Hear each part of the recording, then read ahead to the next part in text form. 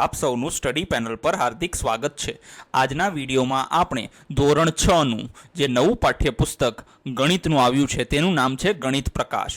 આજે આપણે તેનું પ્રકરણ 1 ગણિતમાં પેટર્ન વિશે સમજીશું। તો ચાલો વિદ્યાર્થી મિત્રો, આજે આપણે નવા પાઠ્યપુસ્તકના પ્રથમ પાઠની શરૂઆત કરીએ।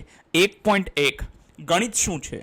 ગણિત એ આપણી આસપાસ રહેલ પેટર્નને ઓળખવામાં અને તે પેટર્ન કેવી રીતે રચાય છે તેની સમજૂતી આપે છે। જુઓ, ગણિત મોટાભાગના વિદ્યાર્થી મિત્રોને અઘરું લાગતું હોય છે, પણ હકીકતમાં ગણિત અઘરું નથી।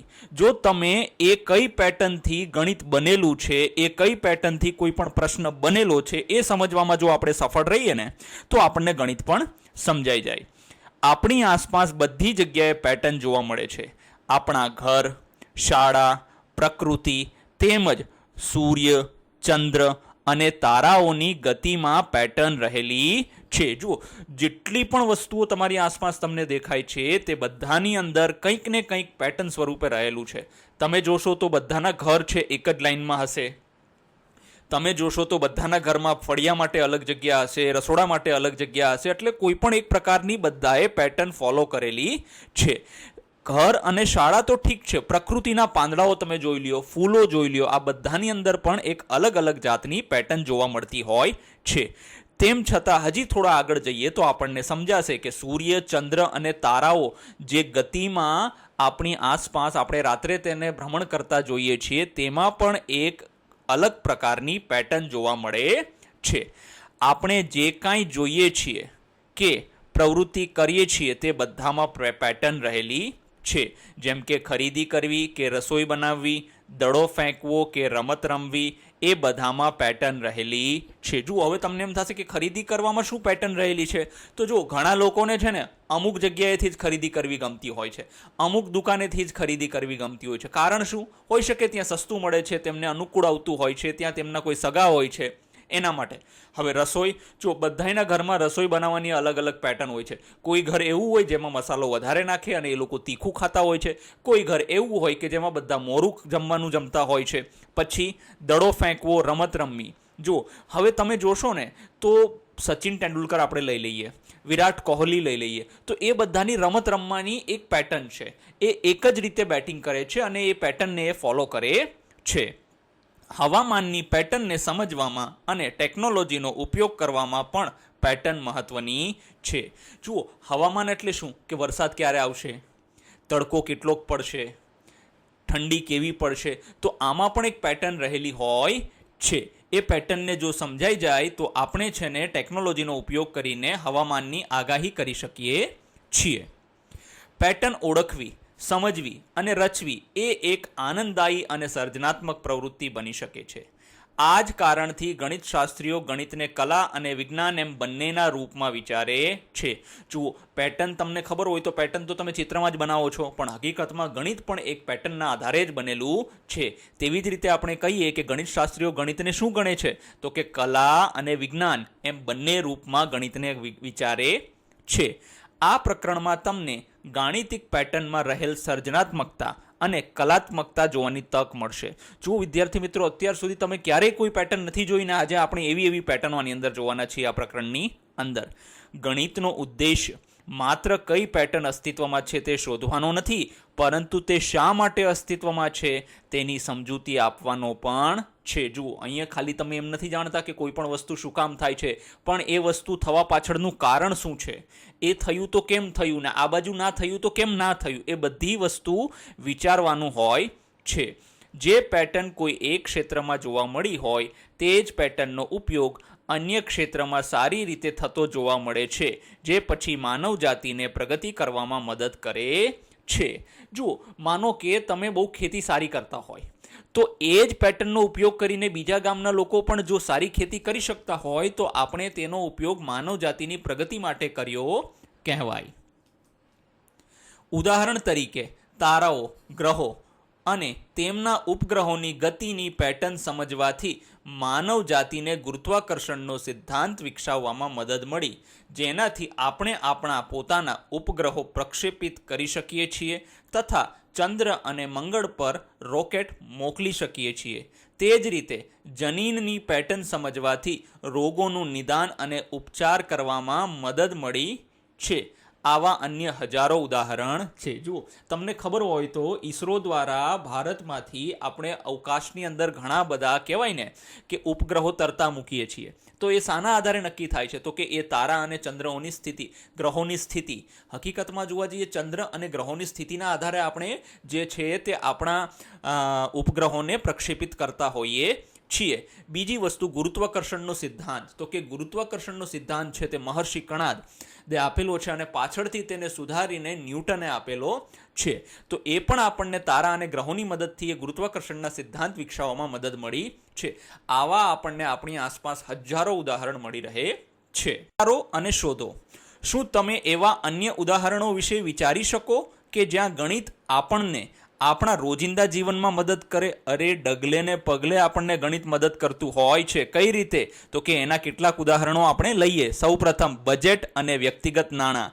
ગણિત બજેટ બનાવીને, ખર્ચ પર નજર રાખીને અને બચતનું આયોજન કરીને નાણાંનું સંચાલન કરવામાં મદદ કરે છે. જુઓ, બજેટ એટલે શું ખબર છે? માનો કે તમારા પપ્પા કોઈ જગ્યાએ નોકરી કરે છે અને એમને દર મહિને 25,000 પગાર આવતો હોય, તો 25,000 પગારની અંદર એમને આયોજન કરવું પડે. બજેટ એટલે આયોજન કરવાનું. શેનું આયોજન કરવાનું? કે 25,000નો ખર્ચ કઈ રીતે કરીશું? તમારી શાળા માટેનો કેટલો ખર્ચો થશે, તમારા પુસ્તક માટેનો, ખાવા પીવા જમવા માટેનો, કપડાં માટેનો, આ બધો ખર્ચો કરવાનો હોય તો એના માટે આયોજન કરવું પડે. અને એના માટે કહેવાય કે ગણિતનો ઉપયોગ ખૂબ જ મહત્વનો છે. બીજું, રસોઈ. રેસીપી માટે માપ અને પ્રમાણની જરૂર હોય અને ગણિત જથ્થાને બદલવામાં અને પીરસવાના ભાગોને સમાયોજિત કરવામાં મદદ કરે છે. હવે રેસીપી એટલે શું? માનો કે તમારે દાળ ઢોકળી બનાવી છે, બરાબર છે? તો દાળ ઢોકળી બનાવી હોય તો તેના માટે તમારે દાળ કેટલી લેવાની, તેની અંદર પાણી કેટલું નાખવાનું, મરચું મીઠું કેટલું નાખવાનું, હળદર કેટલી નાખવાની, રાઈ કેટલી નાખવાની, જીરું કેટલું નાખવાનું, આનું એક માપ અને એક પ્રમાણ હોય છે. આ જથ્થાને વ્યવસ્થિત રીતે નાખવામાં આવે તો જ તમને તમારી દાળનો સ્વાદ આવશે. આવી જ રીતે રાંધવામાં બધી જ વસ્તુઓ, માનો કે તમારા મમ્મી લોટ બાંધે છે તો લોટ બાંધવાની અંદર પણ તમારે એક વસ્તુ ખાસ જોવાની રહે કે લોટ કેટલો લેવાનો, કેટલા લોકો માટે રોટલી બનાવવાની છે, કેટલી રોટલી બનાવવાની છે, પછી એમાં પાણી કેટલું નાખવું, એની અંદર મીઠું કેટલું નાખવું. જો પાણી વધારે નાખી દઈશું તો લોટ પછી વધારે નાખવો પડશે અને લોટ વધી જશે તો રોટલી વધારે બનશે, તો ખોટી બગાડ થશે અને નાખી દેવી પડશે. એના માટે તમારે વ્યવસ્થિત આયોજન કરવા માટે પણ યોગ્ય માપ અને પ્રમાણની જરૂર પડે છે. તો રસોઈમાં પણ ગણિતનો ઉપયોગ થાય છે. પછી છે ખરીદી. હવે જુઓ, દિવાળીનો સમય હોય, સાતમ આઠમનો સમય હોય, આપણે લોકો બધી વસ્તુઓ ખરીદવા માટે માર્કેટમાં જતા હોઈએ છીએ. તો આપણે શું કરીએ કે 3-4 દુકાનોએ અલગ અલગ જગ્યાએ ભાવ પૂછીએ કે ભાઈ આ શર્ટના કેટલા છે, તો કોઈ કે 200 રૂપિયા. એની પછીની દુકાને જઈએ તો કેટલા છે, તો કે 150 રૂપિયા. તો આપણે જોઈએ કે શર્ટ તો એનો એ જ છે પણ અહીંયા 50 રૂપિયા ઓછા છે. મતલબ તમે શું કર્યું? ત્યાં તુલના કરી. કોની તુલના કરી? તો કે બે વસ્તુઓની તુલના કરી. અને બે વસ્તુઓની જ્યારે તમે તુલના કરી ત્યારે તમને ખબર પડી કે આ વસ્તુ સસ્તી છે. તો જો એ વસ્તુ સસ્તી હોય તો ત્યાં તમે એને લઈ લ્યો છો, જેથી કરીને તમને ખરીદીમાં પણ ગણિત મદદ કરે છે. બીજું, ઘણી જગ્યાએ તમે દુકાન ઉપર વાંચ્યું હશે કે 50% ડિસ્કાઉન્ટ. તો 50% ડિસ્કાઉન્ટ આપણને પહેલાં ગણતા તો આવડવું જોઈએ ને કે ભાઈ 2,000 રૂપિયાનો માનો કે એક જોડી છે તો એમાં 50% ડિસ્કાઉન્ટ એટલે કેટલા થાય? તો કે એના અડધા થઈ જશે. અડધા એટલે 1,000 રૂપિયાની જોડી પડશે. તો આ બધી જગ્યાએ આપણને ગણિતનો ઉપયોગ થતો હોય છે. પછી છે ઘર બાંધકામમાં. જુઓ, હવે અહીંયા સૌથી મોટો પ્રશ્ન એ થશે કે ઘર બાંધકામમાં તો વળી શું ગણિતની કેમ જરૂર પડે? અરે ભાઈ, ઘર બાંધકામ કરવા માટે પણ ઈંટો કેટલી જોશે? તો એને ગણવી પડે ને આપણે કે 1 ફૂટની અંદર આટલી ઈંટો જોઈએ તો આવડું મોટું ઘર બનાવવાનું છે તો તેમાં કેટલી જોશે? રેતી કેટલી જોશે? સિમેન્ટ કેટલી જોશે? પછી આપણે જ્યારે પેલો માલ બનાવીએ સિમેન્ટ અને રેતીને મિક્સ કરીને તો એમાં પાણી કેટલું નાખવાનું, એની અંદર રેતી કેટલી નાખવાની અને સિમેન્ટ કેટલી ભેગી કરવાની, આ બધી વસ્તુમાં ગણિતનો ઉપયોગ થતો હોય છે. હવે જોઈએ મુસાફરીનું આયોજન. હવે જુઓ, માનો કે તમે મુસાફરી કરી રહ્યા છો તો ગણિત છે એ અંતરની ગણતરી કરવામાં અને મુસાફરીના સમયનો અંદાજ કાઢવામાં ખૂબ જ મદદરૂપ થાય છે. માનો કે તમારે જવું છે રાજકોટથી સુરેન્દ્રનગર. જો તમે રાજકોટથી સુરેન્દ્રનગર જવા માટે તમે વિચાર કરશો કે ભાઈ હું બસમાં જાઉં તો બસ મને 2 કલાક લે છે, પછી ત્યાંથી મારે ગામડે જવાનું છે તો ગામડે જવામાં કેટલો સમય લાગશે, આવી રીતે તમે કેટલા સમયમાં પાછા ફરી શકશો તેનો અંદાજો કાઢવામાં પણ ગણિત તમને મદદરૂપ થાય છે. પછી સફર માટેના ખર્ચનું સંચાલન. હવે જો તમે બસથી જાશો તો કેટલું ભાડું થશે, પછી તમે ટ્રેનથી જાશો તો કેટલું ભાડું થશે, કેટલું તમારે હેરાન થવું પડશે, ક્યારે ક્યારે તમને બસ મળે છે, ક્યારે ક્યારે તમને ટ્રેન મળે છે, આ બધું સંચાલન પણ તમે ગણિતની મદદથી જ કરી શકો છો. હવે જોઈએ પ્રશ્ન 2. ગણિતે માનવજાતિને આગળ વધવામાં કેવી રીતે મદદ કરી છે?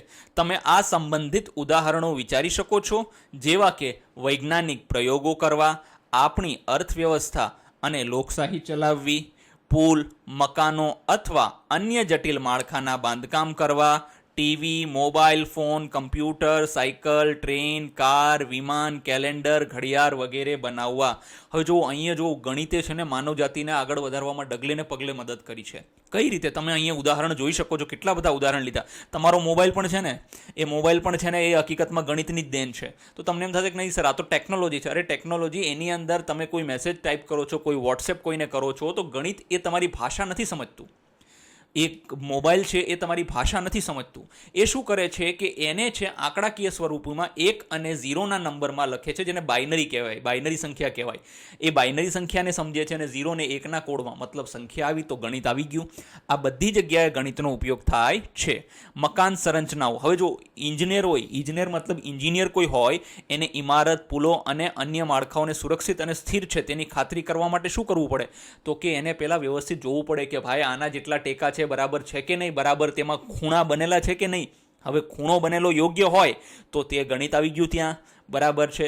પછી બીજું કે જેટલા થાંભલાઓ છે એના ઉપરનું જે ધાબુ છે તે વ્યવસ્થિત રીતે ગોઠવેલું છે કે નહીં. તો આ બધી ખાતરી કરવા માટે પણ ગણિતનો ઉપયોગ થતો હોય છે. પછી છે ટેકનોલોજીનો વિકાસ.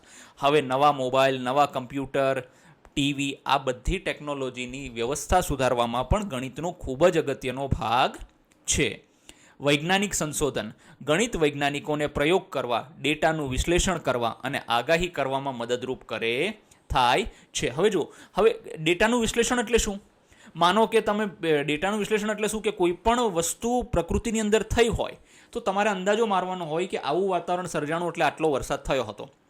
ભવિષ્યમાં ક્યારે એવું વાતાવરણ સર્જાય તો કેટલો વરસાદ થશે તેનો તમે અંદાજો લગાડી શકો છો. તો વૈજ્ઞાનિક સંશોધનમાં પણ ગણિત ખૂબ જ ઉપયોગી છે. પછી છે અવકાશ સંશોધન. હવે આ તો ખૂબ જ અગત્યનું છે કે અહીંયાથી એવું નથી કે રોકેટ ઉપર તમે ઉપગ્રહ બેસાડી દીધો ને ઉપગ્રહ એની રીતે વયો ગયો. ના ના ના, એમ ન હોય. એ રોકેટ ઉપર બેસાડીને ઉપગ્રહને ક્યારે અવકાશમાં મૂકવો, ક્યારે એને ભ્રમણ કક્ષામાં મૂકવો, એ બધી વ્યવસ્થિત ગણતરીના આધારે થાય છે. કે તમે જ્યારે રોકેટને હવામાં, મતલબ રોકેટને જ્યારે આગ લાગે છે અને ઉડે છે, તો જ્યારે એ રોકેટ ઉડે છે એ સમયે કેટલું ઈંધણ વપરાય છે, એ ઈંધણથી રોકેટ કેટલું દૂર જઈ શકે છે, આ બધી વસ્તુની ગણતરી કરવા ગણિત મદદરૂપ થાય છે. હવે આપણે જોઈએ 1.2. આની અંદર આપણે સંખ્યાઓમાં પેટર્ન વિશે જોઈશું. ગણિતમાં જોવા મળતી પૂર્ણ સંખ્યાઓની પેટર્ન એ સૌથી મૂળભૂત પેટર્ન પૈકીની એક સંખ્યાઓની પેટર્ન છે. જો પૂર્ણ સંખ્યા એટલે શું? તો કે શૂન્યથી શરૂઆત થાય છે, 1, 2, 3, 4 અને આમ અનંત સુધી, આપણને જ્યાં સુધી ગણતરી આવડતી હોય ત્યાં સુધી તે જાય છે. ગણિતની જે શાખા પૂર્ણ સંખ્યાઓની પેટર્નનો અભ્યાસ કરે છે તેને સંખ્યા સિદ્ધાંત અથવા તો નંબર થિયરી કહેવામાં આવે છે. જુઓ, ગણિતમાં પણ અલગ અલગ શાખાઓ છે. બીજગણિતની એક શાખા, બીજગણિત એક અલગ શાખા છે, XY જેવા નંબરો સાથે ડીલ કરે છે. પછી ભૂમિતિ એક અલગ શાખા છે જે આકારો સાથે ના દાખલાઓને ગણે છે.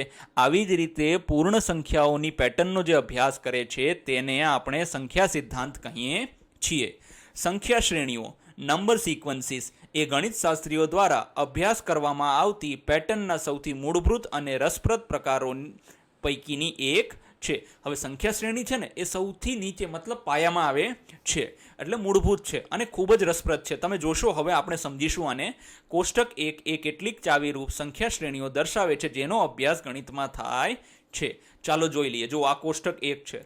હવે આના માટે છે ને ખૂબ જ ધ્યાનથી સમજો આ બધી વસ્તુ, કારણ કે આ સંખ્યાઓ છે. તમે એક વસ્તુ યાદ રાખજો વિદ્યાર્થી મિત્રો, જો પણ કોઈ વિદ્યાર્થી કોઈ એક પણ પ્રકરણનો એક પણ અંશ એનો છે ને કે યાદ નહીં રાખે ને, તો એક વસ્તુ યાદ રાખજો કે 7મા ધોરણમાં આના ઉપર જ આગળ આવશે અને તમને યાદ નહીં રહે. 8મા ધોરણમાં પણ આની આગળની કે સંકલ્પનાઓ આવવાની છે ને જે આપણને યાદ રહેશે નહીં.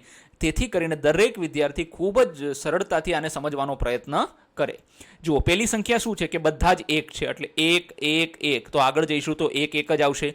પછી ગણતરીની સંખ્યાઓ, એટલે એને ઇંગ્લિશમાં કાઉન્ટિંગ નંબર્સ કહેવાય છે, જેને આપણે પ્રાકૃતિક સંખ્યા તરીકે પણ ઓળખીએ છીએ. તો કે એ ક્યાંથી શરૂઆત થાય છે? તો કે 1 2 3 4 5 6 અને અનંત સુધી છે. એના પછી આવે છે એકી અથવા તો અયુગ્મ સંખ્યાઓ. હવે એકી સંખ્યાઓ એટલે શું? તો કે 1 થી શરૂઆત કરવાની, પછી 1 મૂકીને 1, એટલે 1 3 5 7 9 11 13. હવે જુઓ, એકી સંખ્યાઓ યાદ રાખવા માટે હજી હું તમને એક સરસ મજાની કહેવાય ને કે ટ્રીક આપી દઉં છું, કે જે પણ સંખ્યાઓ છે ને તેના અંતે શું આવતું હોય ખબર છે? એકમનો અંક જે છે ને તે કાં તો 1 આવશે, કાં 3 આવશે, કાં 5 આવશે, કાં 7 આવશે અને કાં 9 આવશે. આ કેવો હશે? તો કે એકમનો અંક. બરાબર છે. જો એકમનો અંક હોય તો તેને એકી સંખ્યા કહીએ છીએ. એકી સંખ્યા અર્થાત કહેવાય ને કે એને આપણે અયુગ્મ સંખ્યાઓ પણ કહીએ છીએ. અયુગ્મ અને એકી બંને એક જ છે. પછી જુઓ 2 4 6 8 10 12 14. હવે આ તો 2 નો ઘડિયો છે, તો 2 નો ઘડિયો છે એ કઈ સંખ્યા છે? તો કે બેકી સંખ્યાઓ છે. હવે આની અંતે કેવો અંક આવે છે? જુઓ, તો કે 2 4 6 8 પછી આવે છે 0, જે 10 કહેવાય. બરાબર છે. તો આ કેવો અંક હોવો જોઈએ? તો કે એકમનો અંક આ હોય તો એવી સંખ્યાને આપણે બેકી સંખ્યા તરીકે ઓળખીશું. પછી આવે છે ત્રિકોણીય સંખ્યાઓ. હવે જુઓ, ત્રિકોણીય સંખ્યાઓ એટલા માટે કહેવાય છે કે આનાથી ત્રિકોણની રચના થાય છે. કઈ રીતે ત્રિકોણની? તો કે જુઓ, આ 1 છે તો આ એક ત્રિકોણ બની જશે આવી રીતે. પછી શું છે? તો કે 3 છે. હવે આની અંદર અહીંથી આમ આવ્યા એટલે +2 કર્યા, પછી આમ આવ્યા એટલે +3 કર્યા, આમ આવ્યા +4 કર્યા, આમ આવ્યા એટલે +5 કર્યા. આવી રીતે જુઓ 2 3 4 5 પછી +6 +7 એ રીતે આપણે આગળ વધીએ છીએ અને ત્રિકોણીય સંખ્યા બને છે. પછી ચોરસ સંખ્યાઓ. ચોરસ સંખ્યાઓ એટલે આનાથી આપણે ચોરસ બનાવી શકીએ છીએ. તો કે કઈ રીતે ચોરસ બને એ બધું આપણે આગળ જોઈશું. તમે ખાલી અત્યારે આને સમજી લ્યો. પછી છે ઘન સંખ્યાઓ. તો કે ઘન સંખ્યાઓ કઈ રીતની હોય છે? તો કે 1 છે, 8 છે, 27 છે, 64 છે, 125 છે, 216 છે. આ બધી કેવી છે? ઘન સંખ્યાઓ છે. વિદ્યાર્થી મિત્રો, આ બધી સંખ્યાઓ તમને બહુ જ ડીપમાં અને બહુ સરળતાથી સમજાય તે રીતે સમજાવવાની છે. અત્યારે ખાલી તમે સમજી લ્યો. પછી છે 1 2 3 5 8 13 ને 21. આને વિરહંક સંખ્યાઓ કહેવાય છે. પછી 2 4 8 6 2 4 1 2 4 8 16 32 64 આ 2ની ઘાતની સંખ્યાઓ છે. પછી 1 3 9 27 81 243 અને 729 એ 3ની ઘાતની સંખ્યાઓ છે. ઘાત શબ્દ તમારા માટે નવો છે, કોઈ વાંધો નહીં, આપણે એને પણ સમજવાનો પ્રયત્ન કરીશું. હવે આપણે જો આને વ્યવસ્થિત રીતે સમજીએ કે કઈ સંખ્યાઓ બની કઈ રીતે છે, કારણ કે જો એ ન સમજાય તો એનો કોઈ અર્થ રહેતો નથી. એટલે આપણે વ્યવસ્થિત રીતે આને સમજીએ. જો આ તો સરળ છે, આપણને સમજાઈ જાય એવું છે એક વારું તો. પછી બીજું શું છે? તો કે બીજાની અંદર ગણતરીની સંખ્યાઓ પણ સમજાઈ જાય છે એમ છે. પછી એકી સંખ્યાઓ અને બેકી સંખ્યાઓ પણ સમજાઈ જાય એમ છે. હવે ત્રિકોણીય સંખ્યાઓ. જો હવે આપણે જો આ બંને વચ્ચે પેટર્ન શું છે? તો કે +2 કરીશું ને તો 3 મળશે. પછી 3ની અંદર શું કરવાનું? તો કે +3 કરીશું તો 6 મળશે. પછી 6ની અંદર તો કે +4 કરીશું ને તો 10 મળશે. પછી 10ની અંદર તો કે +5 કરીશું ને તો 15 મળશે. પછી 15ની અંદર +6 કરીશું ને તો આપણને મળશે 21. પછી 21ની અંદર +7 કરીશું ને તો આપણને મળશે 28. પછી 28ની અંદર +8 કરીશું ને, જો હવે તમે જો 2 3 4 5 6 7 8, મતલબ હવે આવી રીતે ઉમેરતા જવાનું તો આપણને કઈ સંખ્યાઓ મળશે? ત્રિકોણીય સંખ્યાઓ મળે છે. હવે જોઈએ પછી ચોરસ સંખ્યાઓ. તો કે ચોરસ સંખ્યાઓ એટલે શું ખબર છે? તો કે એ ચોરસ બનાવે છે. કઈ રીતે? તો કે જો 1 × 1 એટલે જવાબ શું આવશે? 1 થઈ ગયો. આ આનું થઈ ગયું. પછી છે આનું જોઈએ તો કે 2 × 2 જવાબ શું આવશે? 4 આવી ગયો. 4 જવાબ. પછી 9 ક્યાંથી આવ્યા? તો કે 3 × 3 બરાબર 9 આવી ગયા. પછી 16 ક્યાંથી આવ્યા છે? તો કે 4 × 4 બરાબર 16 આવી ગયા. પછી 25 ક્યાંથી આવે છે? તો કે 5 × 5 25 મળશે. પછી 36 ક્યાંથી આવે છે? તો કે 6 × 6 36 મળે છે. પછી 49 તો કે 7 × 7 એટલે થઈ જશે 49. પછી આવે છે 8 × 8. આવી જ રીતે આ સંખ્યાઓ 88 થઈ જશે 64 આગળ જતી હોય છે. અહીંયા જો આને વર્ગ એટલે કહેવાય, ચોરસ સંખ્યાઓ એટલે કહેવાય છે કે આને સ્ક્વેર નંબર, સ્ક્વેર એટલે વર્ગ, તો કે આ 1નો વર્ગ છે, આ વર્ગ આવી રીતે લખાય છે, 2નો વર્ગ છે આવી રીતે લખાય, આ 3નો વર્ગ છે, આ 4નો વર્ગ છે, 4નો વર્ગ એટલે 4 ગુણ્યા 4, 5નો વર્ગ એટલે 5 ગુણ્યા 5, 6નો વર્ગ એટલે 6 ગુણ્યા 6, 7નો વર્ગ એટલે 7 ગુણ્યા 7 અને 8નો વર્ગ એટલે 8 ગુણ્યા 8. આવી રીતે સંખ્યાઓ આગળ વધે છે. હવે જુઓ આ ચોરસ સંખ્યાઓ છે ને, તો આનાથી ચોરસની પણ રચના થશે. કઈ રીતે? જો આ પેલું, હવે જો બીજું આ રીતે થશે. જો થઈ ગયા 4, બની ગયું ચોરસ. હવે ત્રીજું કઈ રીતે થશે? તો કે એ આ રીતે થશે.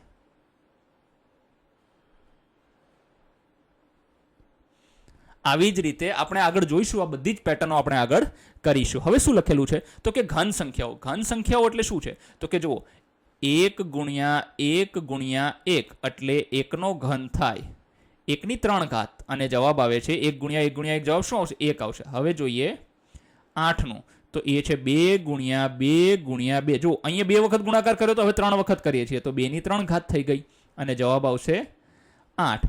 હવે જોઈએ 27માં, તો કે 27માં શું થાય?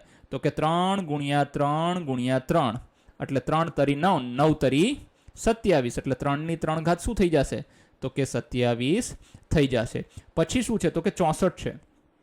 તો 64 ને કઈ રીતે લખાય? 4 ગુણ્યા 4 ગુણ્યા 4 અર્થાત 4ની 3 ઘાત. તો જવાબ શું થઈ જશે? 64. પછી છે 125. તો 125 ને કઈ રીતે લખાય? 5 ગુણ્યા 5 ગુણ્યા 5 તો 5નો ઘન અને સંખ્યા શું બનશે? 125. પછી શું લખાય છે? તો કે પછી આપણે લખીશું 6 ગુણ્યા 6 ગુણ્યા 6, 6 36 અને 36 છક 216. તો અહીંયા લખીશું 6ની 3 ઘાત અથવા તો 6નો ઘન અને અહીંયા લખીશું 216. આ રીતે થાય છે. હવે જુઓ આનો ઘન પણ સમઘન જેને કહેવાય ને, ક્યુબ એટલે શું થાય ખબર છે? સમઘન થાય. શું થાય? આનો સમઘન પણ બને છે. એ આપણે આગળ જોઈશું. હવે હું તમને કહું, અત્યાર સુધીની વિશ્વની જો સૌથી સારામાં સારી અને સૌથી પાવરફુલ સંખ્યા કોઈ હોય ને તો એ વિરાહંકા છે. બરાબર છે. જો કે આને અંગ્રેજોએ અલગ નામ આપી દીધું હતું, ફિબોનાકી કરીને નામ આપી દીધું હતું. હકીકતમાં આ ભારતની શોધ છે વિરાહંકા. આને ધ્યાનથી સમજીએ કઈ રીતે છે. જુઓ આમાં શું કરવાનું હોય છે? 1 થી શરૂઆત થાય છે. શેનાથી શરૂઆત થાય છે? 1 થી શરૂઆત થાય છે. ઘણા લોકો 0 થી પણ કહેતા હોય છે, પણ આપણને પાઠ્યપુસ્તકમાં 1 થી આપેલું. હવે આ બંને સંખ્યાનો સરવાળો કરવાનો, તો 1 + 2 શું આવશે? તો કે 3. હવે આ બંનેનો સરવાળો કરો તો જવાબ શું આવશે? તો કે 5. આ બંનેનો 5 + 3 જવાબ શું આવશે? તો કે 8. પછી 5 + 8 જવાબ શું આવશે? તો કે 13. મતલબ પાછળની બે સંખ્યાઓનો સરવાળો કરીને આપણે આગળની સંખ્યા શોધવાની છે. આને વિરહંક સંખ્યાઓ કહેવાય છે. હવે શું છે? તો કે જુઓ આ સંખ્યા છે 2ની ઘાત. તો કે 2ની ઘાત એટલે શું? તો કે આમાં આપણે શું કરીએ છીએ ખબર છે? પાછલા નંબરની સાથે 2નો ગુણાકાર કરી નાખીએ છીએ. ચાલો જો કે આને સમજી જ લઈએ. 2ની ઘાત એટલે શું? તો કે જુઓ ઘાત એટલે શું ખબર છે? કોઈ પણ સંખ્યા આપણે આવી રીતે આમ લખી હોય ને, અહીંયા ઉપર કોઈ પણ સંખ્યા લખી હોય ને, આને ઘાત કહેવાય. શું કહેવાય? ઘાત કહેવાય. હવે તો 2ની ઘાત છે. જુઓ આ 2ની 0 ઘાત છે. પહેલી સંખ્યા છે ને 2ની 0 ઘાત, તો શું થાય? 1 જવાબ આવે. પછી 2ની 1 ઘાત છે, તો જવાબ આવશે 2. પછી છે 2ની 2 ઘાત. હવે 2ની 2 ઘાતને કઈ રીતે લખાય? તો કે 2 ગુણ્યા 2 એટલે જવાબ આવશે 4. પછી જો 8 જે છે એ 2ની 3 ઘાત છે. કેટલી ઘાત છે? 3 ઘાત છે. તો એને લખાશે 2 ગુણ્યા 2 ગુણ્યા 2 તો જવાબ શું આવશે? 8 આવશે. પછી 16 જે છે તે 2ની 4 ઘાત છે, તો 2 ગુણ્યા 2 ગુણ્યા 2 ગુણ્યા 2 અર્થાત અહીંયા ઘાત 4 છે, તો 4 વખત એના સંખ્યાનો ગુણાકાર થાય છે. આનો જવાબ આવશે 16. પછી આવે છે 2ની 5 ઘાત. તો 2ની 5 ઘાતમાં 2 ગુણ્યા 2 ગુણ્યા 2 ગુણ્યા 2 ગુણ્યા 2 5 વખત, 3 ને 2 5. તો આનો જવાબ આવે છે 32. આવી રીતે આ સંખ્યા આગળ વધે છે. હજી જો સરળ રીત કદાચ આ વસ્તુ ના સમજાય તો આની ગુણાકાર કરવાનો 2 સાથે, પછી જે જવાબ આવે એનો ગુણાકાર કેની સાથે કરવાનો? 2 સાથે. બધાનો ગુણાકાર કોની સાથે થશે? 2 સાથે. તો કે 2 એકા 2, 2 દુ 4, 4 દુ 8, 8 દુ 16, 16 દુ 32, 32 દુ 64, 64 દુ 128, 128 દુ 256. આ રીતે સંખ્યા આગળ વધે છે. હવે આપણે જોઈએ 3ની ઘાત. જેમ અહીંયા 2ની ઘાત જોઈને એમ 3ની ઘાતની સંખ્યા છે ને, તો એને કઈ રીતે સમજાય? જુઓ 3ની શૂન્ય ઘાત, તો જવાબ આવે છે 1. હવે જો વિદ્યાર્થી મિત્રો તમને એક નિયમ અહીંયા કરાવું છું, કોઈ પણ સંખ્યાની શૂન્ય ઘાત હોય ને તો એનો જવાબ હંમેશા શું આવશે ખબર છે? 1. આપણે આગળના ક્લાસોમાં એ જોઈશું કે એ શા માટે 1 આવે છે, પણ અત્યારે તમે એટલું યાદ રાખો કે કોઈ પણ સંખ્યાની શૂન્ય ઘાત હોય તો જવાબ આવે છે 1. પછી 3ની 1 ઘાત, જો કોઈ પણ સંખ્યાની 1 ઘાત હોય તો તે સંખ્યા પોતે જ આવતી હોય છે. પછી 3ની 2 ઘાત, તો 2 ઘાત એટલે 3નો વર્ગ, મતલબ 3 ગુણ્યા 3, જવાબ આવશે 9. જો આ સંખ્યા આવી ગઈ. હવે આ સંખ્યા આવશે તો કે 3નો ઘન અથવા તો 3ની 3 ઘાત, એને લખાશે 3 ગુણ્યા 3 ગુણ્યા 3 અને જવાબ આવશે 27. પછી છે 3ની 4 ઘાત, તો 3ની 4 ઘાત એટલે 3ને 4 વખત ગુણવાના, 1 વખત, 2 વખત, 3 વખત અને 4 વખત. આનો જવાબ આવશે 81.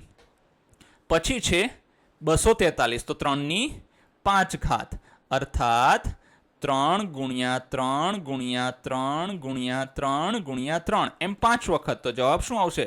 243. આ રીતે 3ની ઘાતની સંખ્યા આગળ વધતી હોય છે. વિદ્યાર્થી મિત્રો, અહીંયા આપણને પ્રશ્ન આપેલા છે. સૌથી પહેલા વિચારો અને શોધો. શું તમે કોષ્ટક 1ની દરેક શ્રેણીમાં પેટર્ન ઓળખી શકો છો? હા, આપણે સમજી લીધી કે કોષ્ટક 1ની અંદર કઈ કઈ પેટર્ન આપેલી છે. હવે એના માટે તમે અહીંયા વિડીયો જોઈ શકો છો. જો તમે એનો વિડીયો ન જોયો હોય તો અહીંયા લિંક આવશે, એ લિંક ઉપર ક્લિક કરીને તમે એ વિડીયો જોઈ શકો છો. હવે આપણને શું કીધું છે? તમારી નોટબુકમાં કોષ્ટક 1ની દરેક શ્રેણીને તે શ્રેણીમાં આવતી પછીની 3 સંખ્યાઓની સાથે ફરીથી લખો. દરેક શ્રેણી પછી તમારા પોતાના શબ્દમાં લખો કે શ્રેણીમાં સંખ્યાઓ બનાવવા માટેનો નિયમ શું છે. જો ખાસ અગત્યનું છે, હવે જ દાખલા ચાલુ થયા છે. ચાલો હવે આપણે સંખ્યાઓની શ્રેણી જે છે તેના જવાબો લખવાના છે. સૌથી પહેલું જો આમાં તો કંઈ છે જ નહીં. શું લખવાનું છે? 1 1 1, મતલબ દર વખતે શું કરીએ છીએ આપણે? 1નું પુનરાવર્તન. આ નિયમ છે, બરાબર છે. પછી જુઓ તો કે આ શું છે? તો કે 1 2 3 4 5 6 7, તો અહીંયા આવશે 8 9 અને પછી બાજુમાં મૂકી દઈશું આપણે 10. આ શું છે? તો કે ગણતરીની સંખ્યાઓ.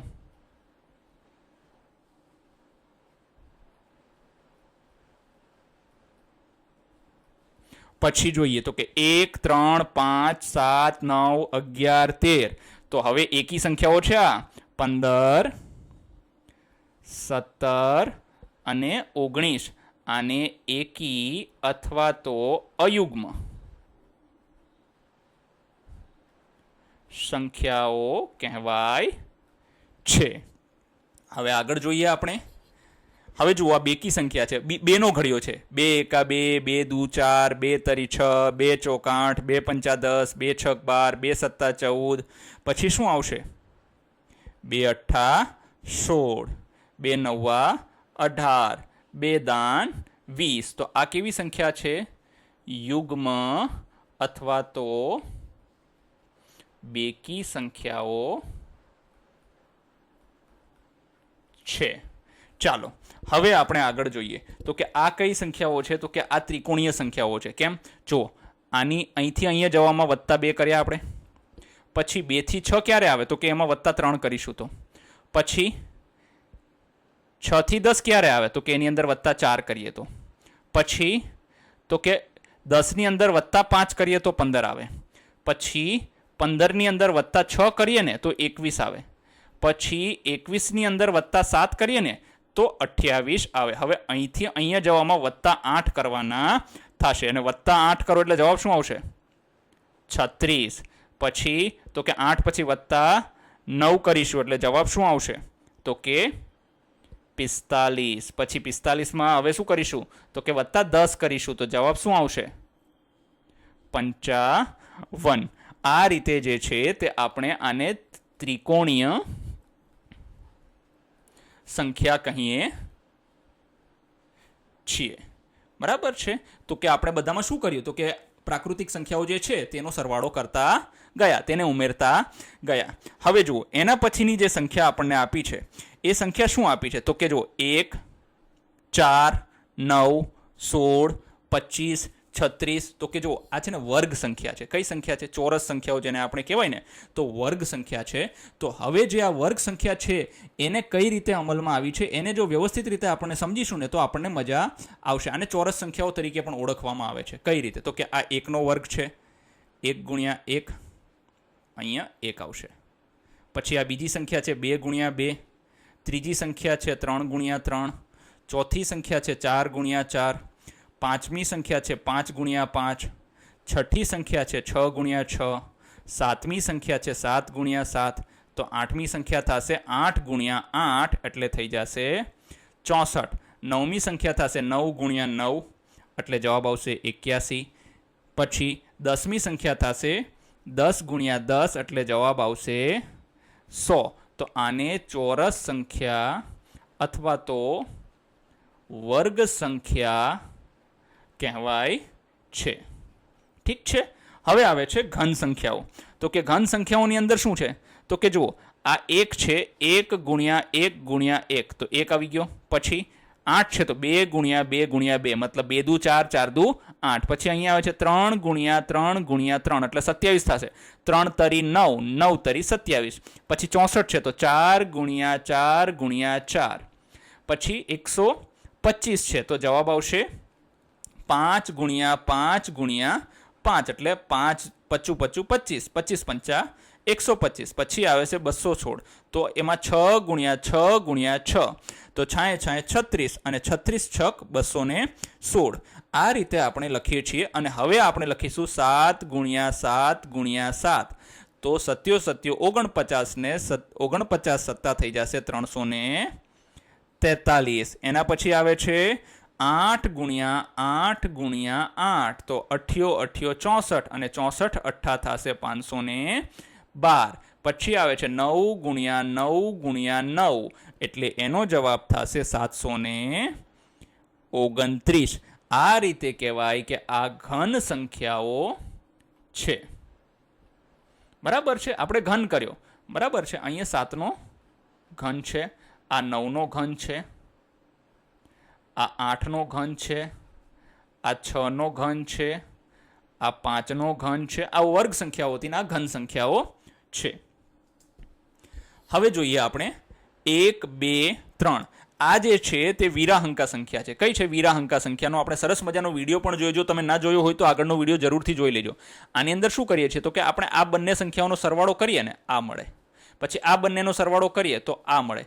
પછી 2 વત્તા 3 તો કે 5, 5 વત્તા 3 તો કે 8, 5 વત્તા 8 તો કે 13, પછી 8 વત્તા 13 એટલે કે 21. હવે આપણે શું કરીશું તો કે 13 વત્તા 21 કરીશું. બરાબર છે. તો કરી દઈએ 13 વત્તા 21 જવાબ શું આવશે? 3 વત્તા 1 4 ને 2 વત્તા 1 3 એટલે જવાબ થઈ ગયો 34. હવે આપણે શું કરીશું 21 વત્તા 34 તો જવાબ શું આવશે? 5 અને 5 એટલે 55 આવશે. પછી તો કે 34 અને 55નો સરવાળો કરીશું. 34 વત્તા 55 9 8 જવાબ આનો આવશે 89. આ રીતે સંખ્યા આગળ જતી હોય છે. હવે જોઈએ એના પછીની સંખ્યા જે છે તે 2ની ઘાતની સંખ્યા છે. અર્થાત 2ની શૂન્ય ઘાત એટલે શું થશે? 1. પછી 2ની 2 ઘાત. જો કે ગુણાકાર 2 જ કરી નાખીએ. ગુણ્યા 2 ગુણ્યા 2 એટલે 4, 4 દુ 8, 8 દુ 16, 16 દુ 32, 32 દુ 64, 64 દુ થઈ જશે 128, 128 ગુણ્યા 2 કરશો એટલે થશે 256, 256 ગુણ્યા 2 કરશો એટલે 512 અને 512 ગુણ્યા 2 તમે કરશો એટલે 1024 જવાબ આવશે. આ કઈ સંખ્યા છે તો કે 2ની ઘાતની સંખ્યા છે. પછી 3ના ઘાતની સંખ્યા છે. તો કે 3ના ઘાતની સંખ્યામાં શું છે તો કે તમે ધ્યાનથી જોશો ને તો આની અંદર આપણે શું કરીશું ખબર છે? 1 ગુણ્યા 1 ગુણ્યા 1 તો જવાબ શું આવ્યો? બરાબર છે. હકીકતમાં 1 ગુણ્યા 1 ને અહીંયા તો છે ને 3ની ઘાત આપણે લેવાની જરૂર પડશે. ચલો 3ની ઘાત લઈ લઈએ. તો કે 3ની શૂન્ય ઘાત એટલે શું? મેં તમને આની પહેલાં પણ કહેલું કે કોઈ પણ સંખ્યાની શૂન્ય ઘાત હોય તો જવાબ 1 જ આવશે. 2ની શૂન્ય ઘાત હોય તો પણ 1 આવશે. 3ની શૂન્ય ઘાત હોય તો પણ 1 આવશે. અને 1000ની શૂન્ય ઘાત હોય તો પણ 1 જ જવાબ આવશે. હવે આવે છે 3ની 1 ઘાત, તો જવાબ આવશે 3. પછી આ શું છે? તો કે 3 ગુણ્યા 3 અર્થાત 3ની 2 ઘાત, તો જવાબ આવશે 9.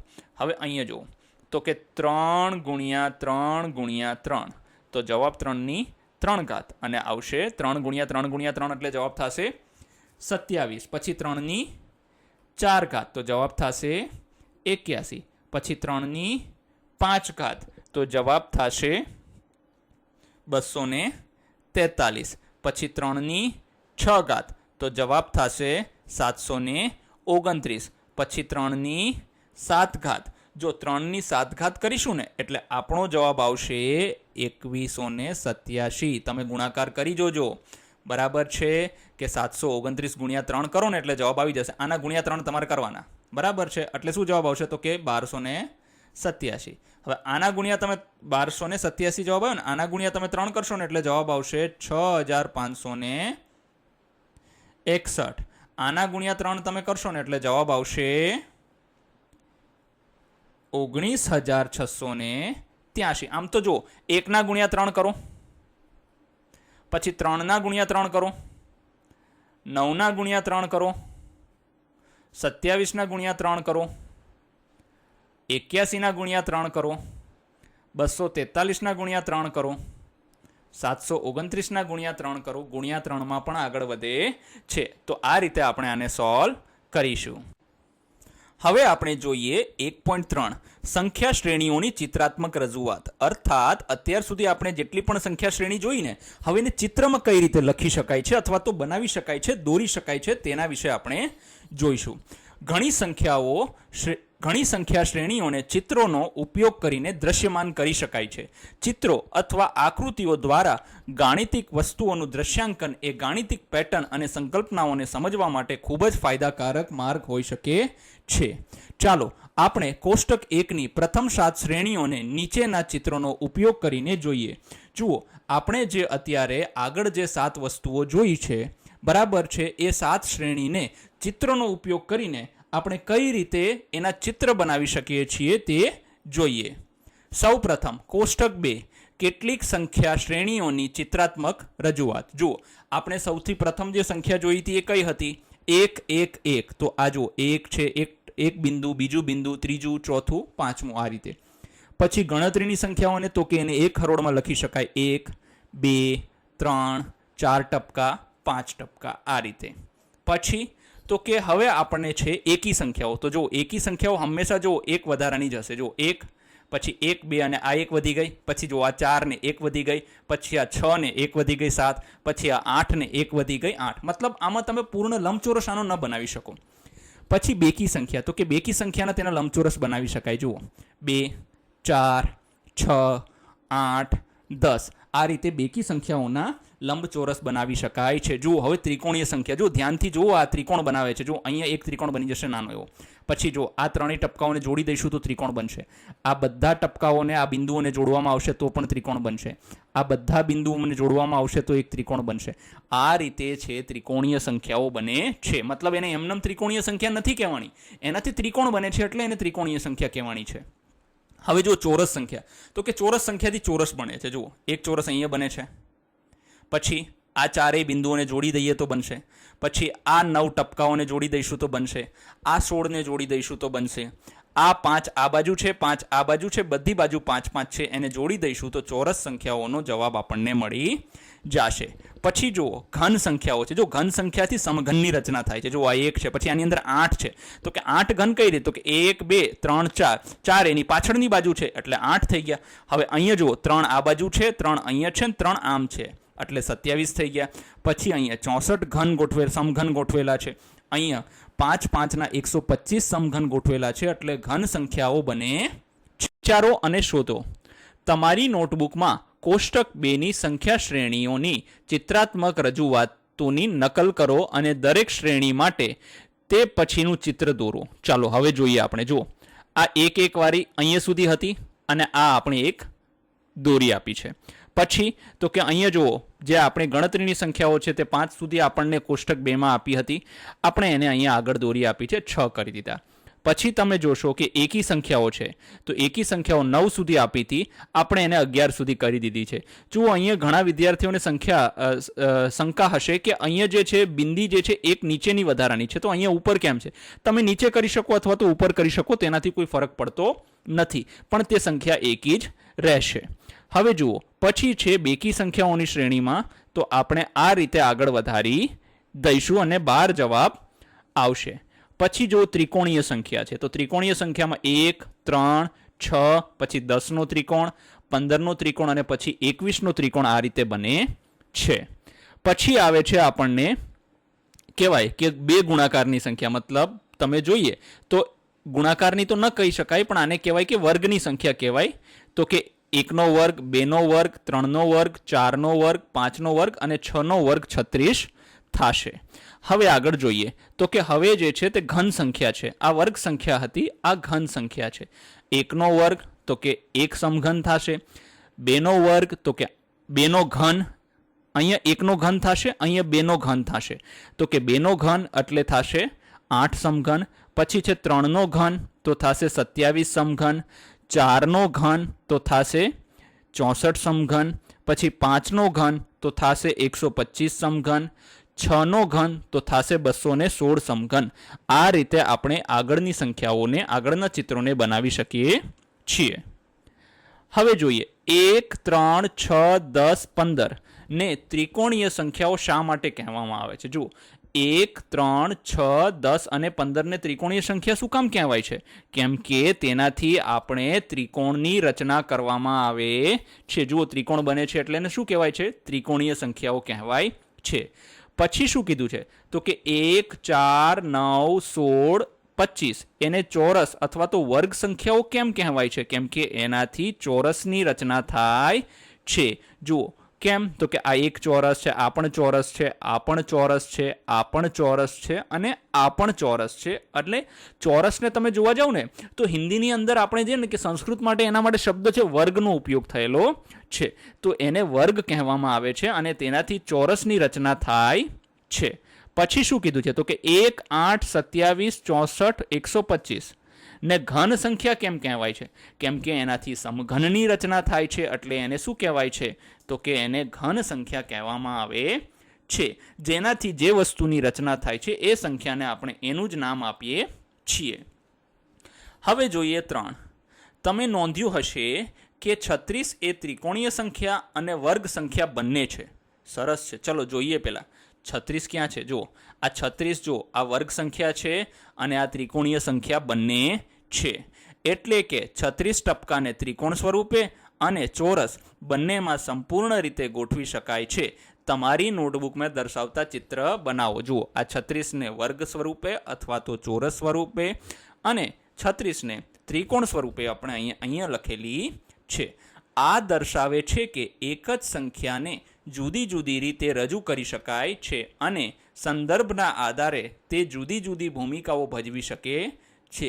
કેટલીક અન્ય સંખ્યાઓને જુદી જુદી ચિત્રાત્મક રીતે રજૂઆત કરવાનો પ્રયાસ કરો. જુઓ, આપણને અહીંયાથી એક ખબર પડે છે કે કોઈ પણ એક સંખ્યાને ખાલી એક રીતે નથી બનાવી શકાતું. તેના અલગ અલગ સંદર્ભોનો ઉપયોગ કરીને તેને અલગ અલગ રીતે પણ બનાવી શકાય છે. હવે જોઈએ 4. નીચે આપેલી સંખ્યા શ્રેણીને તમે શું કહેશો? જો હવે આ સંખ્યા શ્રેણીને જોવા જઈએ ને તો આમાં ટપકા કેટલા છે તમે જુઓ. આમાં 1 છે તો 1 છે. પછી કેટલા છે? તો કે એના ફરતે 6 ટપકા મૂકી દીધા, એટલે 1 + 6 થઈ ગયા 7. તો કે પછી 7ની અંદર કેટલા ટપકા મૂક્યા છે? તો કે 7ની અંદર તમે જોશો ને તો 12 ટપકા મૂકી દીધા, તો 7 ને 12 થઈ ગયા 19. આ રીતે જો સંખ્યા આગળ વધે છે તો આ સંખ્યાને શું કહેવાય ખબર છે? ષટકોણીય સંખ્યા. તો કે ષટકોણીય શા માટે? કેમ કે આમાં ષટકોણ બને છે. જુઓ, ષટકોણ એટલે એવો આકાર કે જેને 6 ખૂણાઓ હોય. જુઓ, આને છે 6 ખૂણાઓ. હવે જો અહીંયા પણ ષટકોણ બને છે, અહીંયા પણ ષટકોણ બને છે, અહીંયા પણ ષટકોણ બને છે. આને તમારી નોટબુકમાં દોરો અને શ્રેણીમાં તે પછીની સંખ્યા કઈ આવશે તે લખો. જુઓ, હવે આના પછીની સંખ્યા તમે જોવા જઈએ ને, ષટકોણીય સંખ્યાની અંદર 37 પછી કઈ સંખ્યા આવે ને તે સમજવું ખૂબ જ જરૂરી છે, કારણ કે આપણને 37 સુધીની તો ખબર છે, બરાબર છે. તો 37 પછી સંખ્યા કઈ આવશે ખબર છે? તો કે પહેલી આવી ગઈ છે 1, બીજી છે 7, ત્રીજી છે 19, ચોથી છે 37. તો હવે જે પાંચમી સંખ્યા આપણી થશે ને એ કઈ સંખ્યા થશે એને આપણે અહીંયા લખી લઈએ. પાંચમી જે સંખ્યા થશે એ થશે 61. તો હવે પહેલાં આને સમજીએ કે આવી કઈ રીતે. તો કે 1 છે તો 1 જ થઈ ગયું. પછી તો કે અહીંયા છે 1 + 6.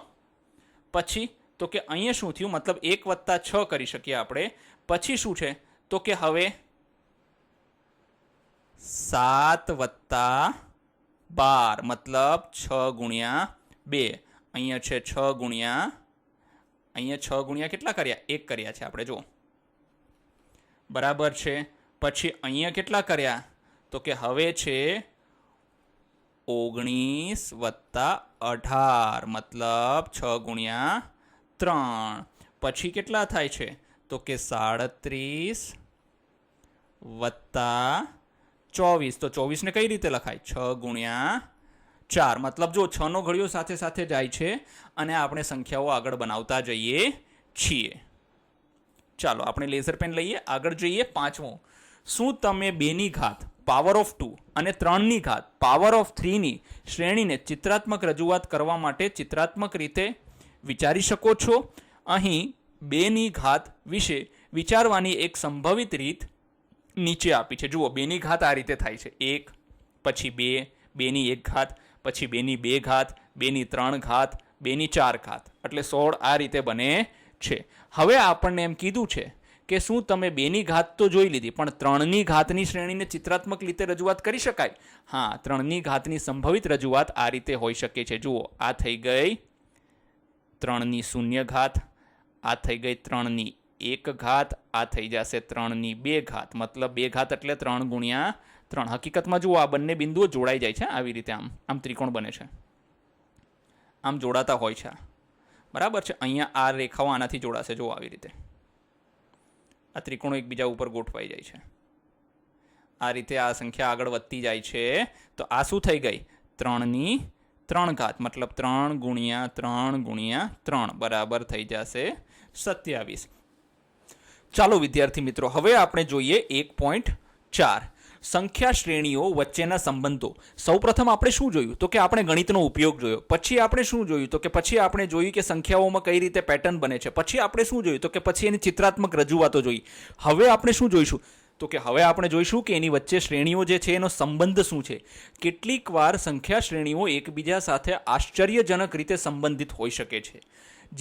ઉદાહરણ, જ્યારે આપણે એકી સંખ્યાઓનો સરવાળો કરવાનું શરૂ કરીએ છીએ ત્યારે શું થાય છે? જુઓ, એકી સંખ્યાઓ એટલે શું? તો કે 1, 3, 5, 7, 9 અને 11. જુઓ, હવે આનો જ્યારે આપણે સરવાળો કરીએ છીએ ને ત્યારે એક સુંદર મજાની વસ્તુ બને છે.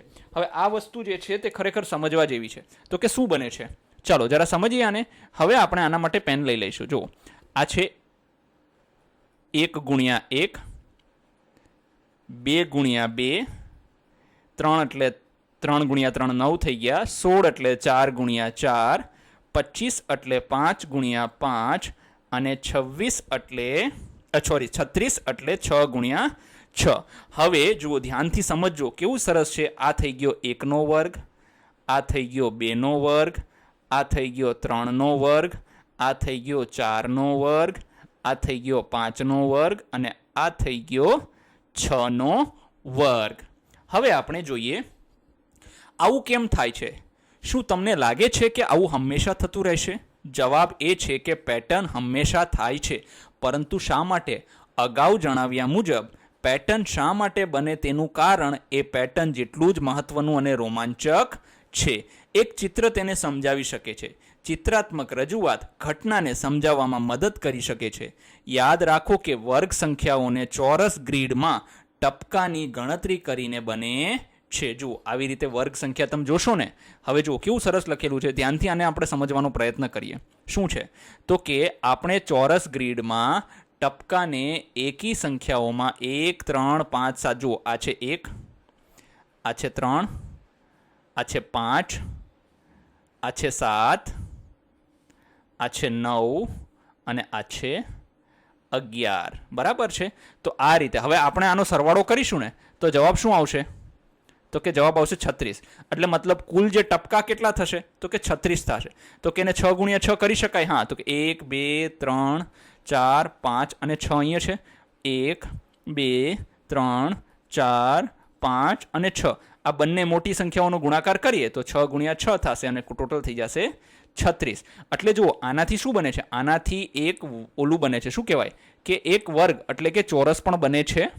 અને આનાથી તમે જુઓ તો એકી સંખ્યાઓનો સરવાળો પણ થાય છે. જુઓ, હવે જુઓ, અહીંયા ચોરસ બની ગયું. ધ્યાનથી સમજજો આને. હા, આ ખરેખર ખૂબ જ અગત્યનું છે કે કઈ રીતે એકી સંખ્યાઓનો સરવાળો ચોરસ બનાવે છે. જુઓ, આ ચોરસ બની ગયું. બીજું, આ ત્રીજું ચોરસ, ચોથું ચોરસ, પાંચમું ચોરસ અને આ છઠ્ઠું ચોરસ આ રીતે બને છે. કારણ કે આવા ચિત્રને કોઈ પણ વર્ગ સંખ્યા માટે બનાવી શકાય છે. આ સમજાવે છે કે શા માટે એકી સંખ્યાઓનો સરવાળો કરવાથી વર્ગ બને છે. એટલા જ માટે એકી સંખ્યાઓનો સરવાળો કરવાથી ચોરસ બને છે. આવા જ ચિત્ર દોરીને તમે કહી શકો છો કે પ્રથમ 10 એકી સંખ્યાઓનો સરવાળો શું હશે? તો કે જો, આ પ્રથમ 10 એકી સંખ્યા છે. તો પ્રથમ 10 એકી સંખ્યા કઈ છે? તો કે 1, 3, 5 વત્તા 7 વત્તા 9 વત્તા 11 વત્તા 13 વત્તા 15 વત્તા 17 વત્તા 19. તો આનો સરવાળો શું થશે? તો કે જો, યાદ શું રાખવાનું? કેટલી એકી સંખ્યા લીધી છે? તો કે 10. તો 10 ગુણ્યા 10 કરી દો એટલે જવાબ આવી જશે 100. બરાબર છે? 10 ગુણ્યા 10 કરી દો એટલે તમારો જવાબ આવી ગયો 100. હવે આપણે અહીંયા આને એ રીતે જ ગોઠવી છે. 1, 2, 3, 4, 5, 6, 7, 8, 9 અને 10. એ રીતે અહીંયા પણ 10 છે. તો 10 ગુણ્યા 10 બંને છેલ્લી સંખ્યાઓનો ગુણાકાર કરીએ તો આપણને જે છે તે સંખ્યા મળી જશે કે આનો સરવાળો કેટલો થશે? તો કે 100 થશે. એટલે યાદ રાખવાનું કે જ્યારે તમને એકી સંખ્યાઓ પરીક્ષામાં પૂછી હોય ને કે માનો કે 25 એકી સંખ્યા આપી દીધી હોય તો 25 એકી સંખ્યાનો સરવાળો શું થાય? તો કે 25 ગુણ્યા 25 એટલે 625. પછી હવે આવા જ ચિત્રની કલ્પના કરીએ અને જરૂરિયાત મુજબ તેને આંશિક રીતે દોરીને તમે કહી શકો કે પ્રથમ 100 એકી સંખ્યાનો સરવાળો શું થાય? અરે સૌથી 100 ગુણ્યા 100 કરી દો. પ્રથમ 100 એકી સંખ્યા એટલે ક્યાં સુધી આવશે? 199 સુધીની સંખ્યા છે એ પ્રથમ એકી સંખ્યા કહેવાશે. અને એને જવાબ કઈ રીતે લખીશું? તો કે 100 ગુણ્યા 100 કરો એટલે 10,000 જવાબ આવે. હવે તમને કીધું હોય કે પ્રથમ 500 એકી સંખ્યા તો 500 ગુણ્યા 500 કરી દો. પ્રથમ 1000 એકી સંખ્યાનો સરવાળો તો કે 1000 ગુણ્યા 1000 કરી દો. એટલે આ રીતે યાદ રાખવાનું થાય છે. શ્રેણીઓ વચ્ચેના આવા સંબંધનું બીજું ઉદાહરણ. ઉપરના અને નીચેના ક્રમમાં ઉમેરવા. ચાલો નીચેની પેટર્ન સમજીએ. જુઓ, 1 બરાબર 1, પછી જો 1 વધી ગયું પાછું 1 ઘટી ગયું, મતલબ 1 વત્તા 2 વત્તા 1 એટલે શું થઈ ગયું? 4. પછી શું કીધું છે? તો કે હવે આપણને કીધું છે 1, 2, 3, 2, 1. મતલબ પહેલાં આપણે જઈશું એક મોટી સંખ્યા જે આવશે ત્યાંથી પાછા ફરીશું એટલે એનો જવાબ આવશે 9. 1 વત્તા 2 વત્તા 3 વત્તા 4 વત્તા 3 વત્તા 2 વત્તા 1 તો જવાબ આવશે 16. પછી શું કીધું છે? તો કે 1 વત્તા 2 વત્તા 5 સુધી, પછી એને ઉતરતા ક્રમમાં લખ્યો, પછી ચડતા ક્રમમાં 6 સુધી અને ઉતરતા ક્રમમાં. હવે જો આ પેટર્નને ધ્યાનથી સમજીશું ને, આપણે પેન ચેન્જ કરી લઈએ જેથી કરીને સમજાય. જો આ શું છે ખબર છે? 1 ગુણ્યા 1. આ શું છે? તો કે 4 એટલે 2 ગુણ્યા 2, 3 9 એટલે 3 ગુણ્યા 3, 16 એટલે 4 ગુણ્યા 4. બરાબર છે? પછી 25 એટલે તો કે 25 એટલે જવાબ થાય છે 5 ગુણ્યા 5. પછી 36 એટલે જવાબ થાય છે 6 ગુણ્યા 6. આ રીતે આ સંખ્યા આગળ વધે છે. આપણે અગાઉ શું જોયું? તો કે 1 વત્તા 3 વત્તા 5 વત્તા 7 વત્તા 9 આ વસ્તુ જોઈ હતી ને? બરાબર? 1 2 3 4 ને 5 તો આનો જવાબ થશે 25 એટલે 5નો વર્ગ. એ જ રીતે અહીંયા પણ એ જ થશે. બરાબર છે? તો આ રીતે કરી શકાય છે. હવે જોઈએ, શું તમે આવી જ ચિત્રાત્મક રજૂઆત કરી શકો છો? હા, કરી શકાય જ ને. કેમ ન કરી શકાય? હવે જુઓ, આપણે કેવું જોઈએ? તો કે ચડતા ક્રમમાં ઉતરતા ક્રમમાં ગોઠવવાનું છે. ચાલો ગોઠવીએ. જુઓ, આ 1 વત્તા 2 વત્તા 3 વત્તા 4 વત્તા 5 ટપકા વત્તા 6 ટપકા, પછી પાછા 5 ટપકા, 4 ટપકા, 3 ટપકા, 2 ટપકા અને 1 ટપકું. આ રીતે થાય છે. જોવાનો વર્ગ પણ બની જશે. બની ગયો ને વર્ગ, એટલે ચોરસ બની ગયો. આ આની ચિત્રાત્મક રજૂઆત છે. ગણતરીની સંખ્યાઓ 1, 1 વત્તા 2 વત્તા 1, 1 વત્તા 2 વત્તા 3 વત્તા 2 વત્તા 1 પ્રમાણે ઉમેરતા ઉપરના અને પછી નીચેના ક્રમમાં ઉમેરવાથી વર્ગ સંખ્યા મળે છે. તે માટે શું તમે સમાન ચિત્રાત્મક રજૂઆત શોધી શકશો? હા, ચાલો બિલકુલ. જુઓ, આ 1 થઈ ગઈ, બરાબર છે. હવે આમાં વત્તા 2 કરીશું. જો 1 વત્તા 2 વત્તા 1, પછી તો કે 1 વત્તા 2 વત્તા 3 વત્તા 2 વત્તા 1, બરાબર છે. પછી 1 વત્તા 2 વત્તા 3 વત્તા 4 વત્તા 3 વત્તા 2 વત્તા 1. આ રીતે આપણે એને ચિત્રાત્મક રજૂઆત કરી દીધી છે. પછી જોઈએ 2. તમારા ચિત્રના મોટા સ્વરૂપની કલ્પના કરીએ અને જરૂરિયાત મુજબ તેને આંશિક રીતે દોરીને તમે જાણી શકો છો 1 વત્તા 2 વત્તા 99, 100, 99, પછી 2 વત્તા. તો આમાં શું થશે? તો કે જો આની અંદર સમજવાની શું જરૂર છે વિદ્યાર્થી મિત્રો, સમજી લો. સૌથી મોટી સંખ્યા જે છે ને, કઈ સંખ્યા સૌથી મોટી છે? તો કે 100. 100 ગુણ્યા 100 કરી દેવાના, બસ. 100 ગુણ્યા 100 કરી દો એટલે જવાબ આવી જશે તમારો 10,000. આની ચિત્રાત્મક રજૂઆત શક્ય છે નહીં. 3. જ્યારે તમે બધા એકની શ્રેણીમાં ઉપરના ક્રમમાં ઉમેરવાનું શરૂ કરો છો ત્યારે તમને કઈ શ્રેણી મળે છે? ચાલો જોઈએ. જુઓ, જ્યારે આપણે 1થી શરૂ કરીને ક્રમિક સંખ્યાઓ ઉમેરીએ ત્યારે આપણને ત્રિકોણીય શ્રેણી મળે છે. જુઓ, 1, 1 વત્તા 2 એટલે 3, 1 વત્તા 2 વત્તા 3 એટલે 6, 1 વત્તા 2 વત્તા 3 વત્તા 4 એટલે 10.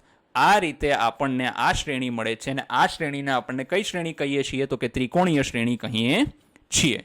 જ્યારે તમે બધા એકની શ્રેણીમાં ઉપરના અને પછી નીચેના ક્રમમાં ઉમેરો છો ત્યારે તમને કઈ શ્રેણી મળે છે? તો ત્યારે આપણને પૂર્ણ વર્ગ શ્રેણી મળે છે. કઈ રીતે? તો કે 1 વત્તા 2 વત્તા 1 એટલે કેટલા થઈ ગયા? તો કે 4. 1 વત્તા 2 વત્તા 3, મતલબ પહેલા આપણે શું કર્યું? તો કે ઉપરની શ્રેણી લીધી, પછી તો કે નીચેના ક્રમમાં લીધી, તો 9 થઈ ગયા. પછી 1 થી 4 અને પછી ઉલટા લીધા તો 16 થઈ ગયા. હવે 1 થી 5 અને ઉલટા લઈશું તો 25 થઈ જશે. આ રીતે જ્યારે તમે ચડતા અને ઉતરતા ક્રમમાં એકની શ્રેણી ઉમેરો છો ત્યારે 4, 9, 16, 25, 36 જેવી વર્ગ સંખ્યાઓની શ્રેણી મળે છે. હવે જોઈએ 4. જ્યારે તમે ગણતરીની સંખ્યાઓને ઉમેરવાનું શરૂ કરો છો ત્યારે તમને કઈ શ્રેણી મળે છે? ગણતરીની સંખ્યાઓ એટલે 1, 2, 3, 4, 5. શું તમે એની એક નાની ચિત્રાત્મક સમજૂતી આપી શકો છો? ચાલો પ્રયત્ન કરીએ. જ્યારે આપણે આવી રીતે સંખ્યાઓને ઉમેરીએ ત્યારે આપણને ત્રિકોણીય સંખ્યાઓની શ્રેણી મળે છે. 1, 3, 6, 10 જેવી શ્રેણી મળે છે. જેની ગણતરી આ રીતે લખી શકાય છે, બરાબર છે. હવે એની ચિત્રાત્મક રજૂઆત આ રીતે કરી શકાય છે. જુઓ, આ 1, 3, 6, 10 અને 15. આ રીતે આની ચિત્રાત્મક રજૂઆત કરી શકાય છે. અહીંયા ટીનો અર્થ થાય છે triangle 1, triangle 2, triangle 3, triangle 4, triangle 5. આ રીતે આપણે આને કરી શકીએ છીએ. હવે જોઈએ 5. જ્યારે તમે બે ક્રમિક ત્રિકોણીય સંખ્યાની જોડને ઉમેરો છો ત્યારે શું થાય છે? જુઓ, પહેલી ત્રિકોણીય સંખ્યા 1 છે, બીજી 3 છે, તો આ બંને ક્રમિક કહેવાય. તો આને ઉમેરીએ તો શું થાય? પછી બીજી સંખ્યા 3 વત્તા 6 એને ઉમેરીએ, બંનેને શું થાય? ત્રીજી સંખ્યા 6 અને ચોથી સંખ્યા 10 ને ઉમેરીએ તો શું થાય? ચાલો જોઈ લઈએ. જ્યારે બે ત્રિકોણીય જોડને ઉમેરો ત્યારે આપણને ફરીથી પૂર્ણ વર્ગ સંખ્યા મળે છે. ચલો, 1 વત્તા 3 એટલે 4, 3 વત્તા 6 એટલે 9, 6 વત્તા 10 એટલે 16, 10 વત્તા 15 એટલે 25. આમ આપણને આ શ્રેણી મળે છે. આ પૂર્ણ વર્ગ શ્રેણી છે. શા માટે? શું તમે તેને ચિત્ર સાથે સમજાવી શકો છો? હવે એવું શા માટે છે?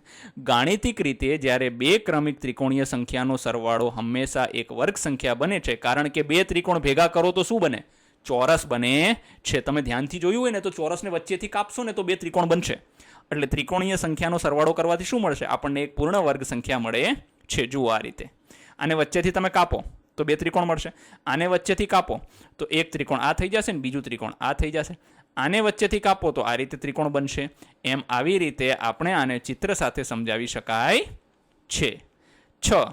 જ્યારે તમે 1થી શરૂ કરીને 2ની ઘાતવાળી સંખ્યા ઉમેરવાનું શરૂ કરો છો, એટલે કે 1, 1 + 2, 1 + 2 + 4, 1 + 2 + 4 + 8. જો આ બેની ઘાતવાળી સંખ્યાઓને આપણે ઉમેરીએ લો ત્યારે શું થાય છે ચાલો જોઈ લઈએ.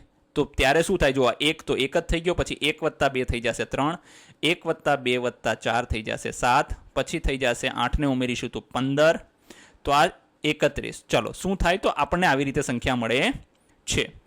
હવે આ દરેક સંખ્યામાં 1 ઉમેરો, મતલબ આ જે સંખ્યા છે ને એની અંદર 1 ઉમેરવાનો છે. ચલો 1ની અંદર 1 ઉમેરી તો 2, પછી જો આ 3 છે તો 3ની અંદર 1 ઉમેરી તો 4, એટલે 2 × 2 થઈ જશે. પછી 7ની અંદર 1 ઉમેરી તો 8 થઈ જશે, 2 × 2 × 2 થઈ જશે.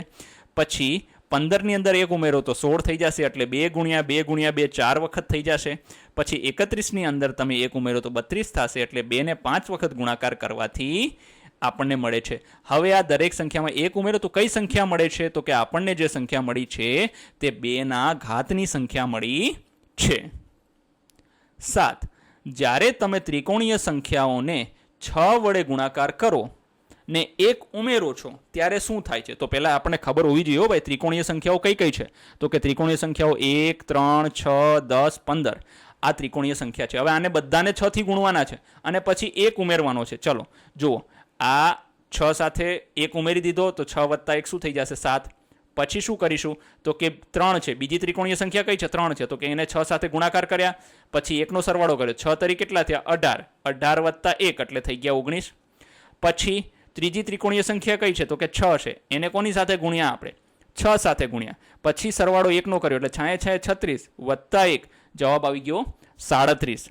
પછી જુઓ 10 છે, એના પછીની ત્રિકોણીય સંખ્યા, એને 6 સાથે ગુણીશું તો જવાબ આવશે 60, એમાં 1 ઉમેરીશું તો જવાબ આવશે 61. પછી 90 + 1 91. આ રીતે આપણને જે શ્રેણી મળે છે તે કઈ શ્રેણી મળે છે? 7, 19, 37, 61 અને 91ની શ્રેણી મળે છે. આ બધી સંખ્યાઓ કઈ સંખ્યાઓ છે ખબર છે? આ બધી સંખ્યાઓ ષટકોણીય સંખ્યાઓ છે. આ સંખ્યા એક બિંદુની આસપાસ નિયમિત ષટકોણ આકારે ગોઠવાયેલી હોય છે, તેથી તેને ષટકોણીય સંખ્યાઓ કહેવાય છે. 7. જ્યારે તમે ત્રિકોણીય સંખ્યાઓને 6 વડે ગુણાકાર કરીને 1 ઉમેરો, જુઓ હવે એને ચિત્રાત્મક, આ સંખ્યાઓ જે ષટકોણીય સંખ્યાઓ છે ને એ કઈ રીતે જુઓ ષટકોણ બને છે. આ જુઓ ષટકોણ બન્યો 1, 2, 3, 4. ચલો આને પેનથી બનાવી જ લઈએ ષટકોણ, જેથી કરીને વધારે સરળતાથી સમજાઈ જાય. જુઓ અહીંયા ષટકોણ કઈ રીતે બનશે? તો કે આ ષટકોણ બનશે. જુઓ બને છે.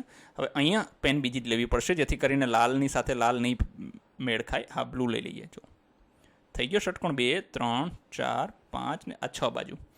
આ 1, આ 2, આ 3, 4, 5 અને 6 થઈ ગઈ ષટકોણીય સંખ્યા.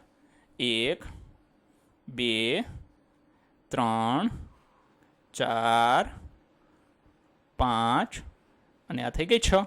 આ રીતે ષટકોણીય સંખ્યા બને છે. આપણે તેને ચિત્ર સાથે પણ સમજાવી દીધી. હવે જોઈએ 8. જ્યારે તમે ષટકોણીય સંખ્યાઓને ઉમેરવાનું શરૂ કરો, એટલે કે 1, 1 + 7, 1 + 7 + 19, 1 + 7 + 19 + 37 લઈએ ત્યારે શું થાય? તમને કઈ શ્રેણી મળે? શું તમે તેને સમઘનના ચિત્રનો ઉપયોગ કરીને સમજાવી શકો? ચાલો, જ્યારે તમે ષટકોણીય સંખ્યાઓનો ક્રમિક સરવાળો કરો ને તો એક ત્રિપરિમાણીય ભાત જોવા મળે છે. જોઈએ આપણે. ચાલો પહેલા 1, તો 1 થઈ ગયું. પછી છે 1 + 7. જુઓ આ 1 + 7 છે, તો જવાબ શું આવ્યો? 8. તો એને શું કહેવાય? 2 × 2 × 2 મતલબ 2નો ઘન થઈ ગયો. પછી તો કે 1 + 7 + 19. જો આ ત્રીજી સંખ્યા છે 1 + 7 + 19, એને અહીંયા કર્યું તો 27 થઈ ગયા, એટલે 3નો ઘન થઈ ગયો. પછી 4નો ઘન થશે, 5નો ઘન થશે. આ રીતે તમને કઈ શ્રેણી મળે છે? તો કે પૂર્ણ ઘન સંખ્યાઓની શ્રેણી મળે છે. હવે જુઓ આપણે આ જુઓ તમે સમઘનના ચિત્રને ઉપયોગ કરીને સમજાવજો. આ સમઘનનું ચિત્ર દેખાય છે તમને? બરાબર છે. હવે આ સમઘન છે અને ષટકોણીય સંખ્યા બંને એક જ થઈ ગયા. જુઓ ધ્યાનથી જુઓ, આ તમને જુઓ આ 3 રેખા દેખાય છે વચ્ચે પીળું બિંદુ, એ જ વસ્તુ તમને અહીંયા દેખાય છે. દેખાય છે? હવે જુઓ તમે ધ્યાનથી આને સમજવાનો પ્રયત્ન કરશો ને તો આ સમઘન પણ બને છે.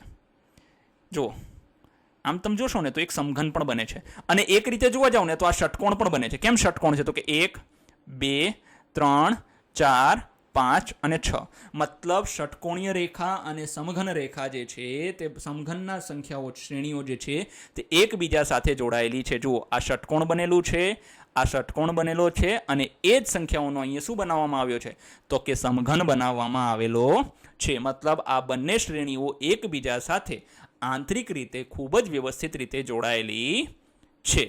9. કોષ્ટક 1માં આપેલ શ્રેણીઓ માટે તમારી પોતાની પેટર્ન અથવા સંબંધો શોધો. તમે ચિત્ર અથવા અન્ય માધ્યમ દ્વારા તે શા માટે બને છે તે સમજાવી શકો છો. પહેલાં તો હવે ભૂલાઈ ગયું હશે કે કોષ્ટક 1માં શું હતું, તો કે જો આ કોષ્ટક 1માં આટલી સંખ્યાઓ આપી હતી. હવે જોઈએ, આ બધી શ્રેણીઓ દર્શાવે છે કે ગણિતમાં આંકડાઓ માત્ર સ્વતંત્ર સંખ્યા નથી. હવે આપણે અત્યારે તમને ખબર પડી આ પ્રકરણની અંદર કે આપણે 1 2 3 4 5 લખીએ છીએ ખાલી સ્વતંત્ર સંખ્યાઓ નથી, પરંતુ તે એકબીજા સાથે સુંદર ભૌમિતિક આકારોથી જોડાયેલી છે. આપણે જોયા ને અત્યારે કેટલા બધા આકારો ત્રિપરિમાણીય અને દ્વિપરિમાણીય બને છે. શું તમને આમાંથી કોઈ ચોક્કસ પેટર્ન વિશે વધુ ઊંડાણપૂર્વક જાણવામાં રસ છે? હા. હવે આપણે જોઈશું 1.5 આકારોમાં પેટર્ન. ગણિતમાં જોવા મળતી અન્ય મહત્વપૂર્ણ અને મૂળભૂત પેટર્ન એ આકારોની પેટર્ન છે. આ આકારો 1 2 અથવા 3 પરિમાણોમાં એટલે 1D 2D અને 3D અથવા તો વધુ પરિમાણોમાં હોઈ શકે છે. ગણિતની જે શાખા આકારોમાં પેટર્નનો અભ્યાસ કરે છે તેને ભૂમિતિ અથવા તો જ્યોમેટ્રી કહીએ છીએ. જો વિદ્યાર્થી મિત્રો, હવે આપણે જે આકારોથી જે પેટર્નો બને છે તેના વિશે જોઈશું. એમાં 1D 2D અને 3D અર્થાત એક પરિમાણીય, દ્વિપરિમાણીય અને 3 પરિમાણીય અથવા તો ત્રિપરિમાણીય આકારો વિશે જોઈશું. અને ગણિતની જે શાખા આકારોમાં જે પેટર્ન બને છે એનો અભ્યાસ કરે છે તેને આપણે ભૂમિતિ કહીએ છીએ. આકાર શ્રેણીઓ શેપ સિક્વન્સીસ એ ગણિતશાસ્ત્રીઓ દ્વારા અભ્યાસ કરાતી આકાર પેટર્નની એક મહત્વપૂર્ણ પ્રકાર છે. ગણિતમાં અભ્યાસ કરવામાં આવેલી કેટલીક ચાવીરૂપ આકાર શ્રેણીઓ કોષ્ટક 3માં દર્શાવેલ છે. જો અત્યાર સુધી આપણે કોષ્ટક 1 2 જોયા છે, હવે જોઈએ કોષ્ટક 3. આકાર શ્રેણીના ઉદાહરણો: ત્રિકોણ જેને 3 ખૂણા છે, 3 બાજુ છે. ચતુષ્કોણ 4 ખૂણા અને 4 બાજુ છે. પંચકોણ 4 ખૂણા અને 5 ખૂણા અને 5 બાજુ છે. ષટકોણ 6 ખૂણા અને 6 બાજુ છે. સપ્તકોણ 7 ખૂણા અને 7 બાજુ છે. અષ્ટકોણ 8 ખૂણા અને 8 બાજુ છે.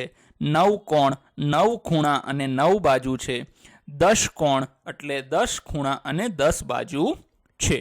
આ આકારોને આપણે નિયમિત બહુકોણ કહીએ છીએ. જુઓ, અહીંયા સમજવા જેવી વસ્તુ એ છે કે નિયમિત એટલે શું. નિયમિત એટલે કહેવાય ને કે આના જે ખૂણાઓ છે બધા ખૂણાઓ સરખા માપના હશે અને બધી બાજુઓ છે તે સરખી લંબાઈની હશે. તેને નિયમિત કહેવાય છે. હવે જોઈએ સંપૂર્ણ આલેખ. એમાં જો 2 બિંદુ વચ્ચે એક રેખા છે, પછી K3 આકાર બનાવેલો છે. 3 બિંદુઓ વચ્ચે 3 રેખા છે, પછી K4 બનાવેલો છે. એમાં આપણે ચોરસ બનાવીને વચ્ચે 4 ત્રિકોણો બનાવેલા છે. પછી પંચકોણની અંદર આપણે અન્ય બિંદુઓ જોડેલા છે. પછી ષટકોણની અંદર પણ આપણે અન્ય બિંદુઓ જોડેલા છે. આવી પ્રકારની જે આકૃતિ જોવા મળે છે તેને આપણે સંપૂર્ણ આલેખ કહીએ છીએ. પછી છે એકબીજા પર ગોઠવાયેલા ચોરસ. જો આ એક ચોરસ છે, પછી થઈ ગયો 2 નો વર્ગ 4, 3 નો વર્ગ 9, 4 નો વર્ગ 16, 5 નો વર્ગ 25 ચોરસ એકબીજા ઉપર ગોઠવાયેલા છે. હવે જોઈએ ત્રિકોણ એકબીજા પર ગોઠવાયેલા છે. હવે જુઓ, 1 છે, પછી અહીંયા તમે જોઈ શકશો 1 2 3 4 છે. પછી કેટલા છે તો કે 4 આ થઈ ગયા, 5 6 7 8 છે. પછી 8 થઈ ગયા. હવે તમે જોશો તો આ કેટલા છે ત્રિકોણ, તો 25 થશે. 1 2 3 4 5 6 7 8 9 10 11 12 13 14 15 16. તો આ 16 ત્રિકોણ થયા છે. હવે આ થશે 25 ત્રિકોણ. તો આ રીતે અલગ અલગ ત્રિકોણો એકબીજા ઉપર ગોઠવેલા છે. આ બધી આકૃતિઓ તમે ક્યાંય ને ક્યાંય તો જોઈ હશે, પણ આ જે આકૃતિ છે કોચ હિમકણ અથવા તો કોચ સ્નોફ્લેક્સ, આ આકૃતિ ખરેખર અદ્ભુત છે અને સમજવા જેવી છે. હવે આ આકૃતિની અંદર ખાસ જે સમજવા જેવું છે તે શું છે ખબર છે? જેટલા માનો કે અહીંયા 3 ત્રિકોણ તમે જોઈ શકો છો. પછી અહીંયા ખૂણાઓ વધી જાય છે. આને જો કે આપણે આગળ સમજીશું કે આકૃતિ બને છે કઈ રીતે અને આપણે બનાવવાની કઈ રીતે. હવે જોઈએ વિચારો અને શોધો. શું તમે કોષ્ટક 3ની દરેક શ્રેણીમાં પેટર્ન ઓળખી શકો છો? હા, 100% આપણે બધી પેટર્નો ઓળખી ગયા છીએ. હવે જોઈએ કોષ્ટક 3ની અંદર આ પેટર્ન આપણને ઓળખી લીધી છે. પછી એની અંદર આને સંપૂર્ણ આલેખ કહેવાય છે. આ એકબીજા પર ગોઠવાયેલા ચોરસો છે. પછી તો કે આની અંદર એકબીજા પર ગોઠવાયેલા ત્રિકોણ છે. પછી આ કોચ હિમકણ છે. આ બધી પેટર્નો આપણે ઓળખીએ છીએ. તમારી નોટબુકમાં કોષ્ટક 3ની દરેક શ્રેણીને ફરીથી દોરવાનો પ્રયાસ કરો. જો થોડું અઘરું કામ છે પણ બનાવી શકાય એવું છે. શું તમે દરેક શ્રેણીમાં પછીનો આકાર દોરી શકો છો? આપણે કોષ્ટક 1માં જેમ કર્યું, કોષ્ટક 2માં જેમ કર્યું, એવી જ રીતે કોષ્ટક 3માં પણ આપણે કરીશું. એના પછીનો એક આકાર દોરવાનો પ્રયત્ન કરીશું. શા માટે અથવા તો શા માટે નહીં? હવે કોનો આકાર દોરી શકાય છે અને કોનો આકાર નથી દોરી શકાતો? આપણી જે કોચ હિમકણવાળી છે ને, એનો આકાર આપણા માટે થોડો દોરવો બહુ અતિશય મુશ્કેલ થઈ જાય છે, કારણ કે બહુ ઝીણવટભર્યું કામ છે એમાં. દરેક શ્રેણી પછી તમારા પોતાના શબ્દમાં વર્ણવો અને શ્રેણીમાં આકારો બનાવવા માટે નિયમ અને પેટર્ન શું છે તે પણ જણાવો. ચાલો જો આ 10 કોણ થઈ ગયું, તો હવે 11 કોણ આવશે. બરાબર છે. જેમાં 11 રેખા જોઈએ. આપણે ગણી લઈએ. 1 2 3 4 5 6 7 8 9 10 અને 11 કોણ છે. હવે એના પછીનો આપણે સંપૂર્ણ આલેખમાં તો તમે જોઈ શકો છો આ ષટકોણ છે. તો હવે સપ્તકોણ બનાવીશું. સપ્તકોણ બનાવી જો 1 2 3 4 5 6 અને 7. 7 ખૂણા અને 7 બાજુ એટલે સપ્તકોણ થઈ ગયા. પછી આપણે શું કરીશું કે જે એક છે એકને કોની સાથે જોડીશું? તો કે એની બાજુના બિંદુઓ છે એના સિવાય બધા બિંદુઓ સાથે જોડવાનું. તો એકની બાજુનું બિંદુ શું છે? 7 છે અને 2 છે. તો આ સિવાયના બધા બિંદુ એટલે કે 2 6 5 4 અને જો અહીંયા 3 સાથે પણ જોડવાનું હોય છે, જે જોડાયું નથી. આપણે 3 સાથે પણ આને જોડવાનું જ હોય છે. બરાબર છે. આપણે આપણી રીતે જોડી દઈએ આને. બરાબર છે. કેમ કે નકર આકૃતિ શું થઈ જાય? નકર આકૃતિ જે છે તે આપણી અધૂરી ગણાય છે. જુઓ અહીંથી સીધી રેખા તો નહીં બને મારાથી, પણ આ રીતે આને જોડવાનું હોય છે. પછી એ જ રીતે 7 છે તો 7 કોની સાથે થશે? તો કે 1 અને 6 સિવાય બધામાં. તો કે 2 3 4 અને 5. આ રીતે તમારે એની બાજુના સિવાય બધામાં જોડવાનું રહે. જેમ કે આ 4 છે તો 3 અને 5 સિવાય બધી જગ્યાએ આપણે એને જોડી દેવાના છે. આ રીતે આપણે સંપૂર્ણ આકૃતિનું K7 બનાવી શકીએ છીએ. તો આ શું થઈ ગયું આપણું? K7. હવે જોઈએ હવે એકબીજા પર ગોઠવેલા ચોરસ. ચલો જોઈ લઈએ આપણે. હવે આમાં કઈ રીતે છે? આ તો બહુ સરળ છે. તો કે કઈ રીતે? જો અહીંયા કેટલા છે? 1 2 3 4 5. તો 5ની જગ્યાએ કેટલા કરીશું? 6. 1 2 3 4 5 એટલે 5 ગુણ્યા 5 છે ને, તો હવે આપણે 6 ગુણ્યા 6 કરી દઈશું. ચાલો જો 1 2 3 4 5 ને 6 થઈ ગયા. પછી 1 2 3 4 5 અને 6 એટલે 6 ગુણ્યા 6 આ થઈ જશે કુલ 36 થઈ જશે. હવે જોઈએ આગળ ત્રિકોણ બનાવવાના છે. બરાબર છે. ત્રિકોણ જોવા જઈએ ને તો આ થોડુંક કહેવાય ને કે બીજાની સરખામણીમાં થોડુંક અઘરું કામ છે. બરાબર છે. પણ આપણે તેને બનાવી શકીએ છીએ. તેમાં કંઈ એવી નવી વસ્તુ છે નહીં. ચલો એને કઈ રીતે બનાવીશું? જો આ રીતે બનાવીશું. પહેલાં અહીંયા કેટલો છે? 1 ત્રિકોણ છે. પછી અહીંયા 1 અને 2 ત્રિકોણ છે. પછી અહીંયા 1 2 ને 3 ત્રિકોણ નીચે છે. અહીંયા કેટલા છે? 1 2 3 ને 4 ત્રિકોણ છે. અહીંયા કેટલા છે? 1 2 3 4 ને 5. તો હવે કેટલા બનાવીશું? 6.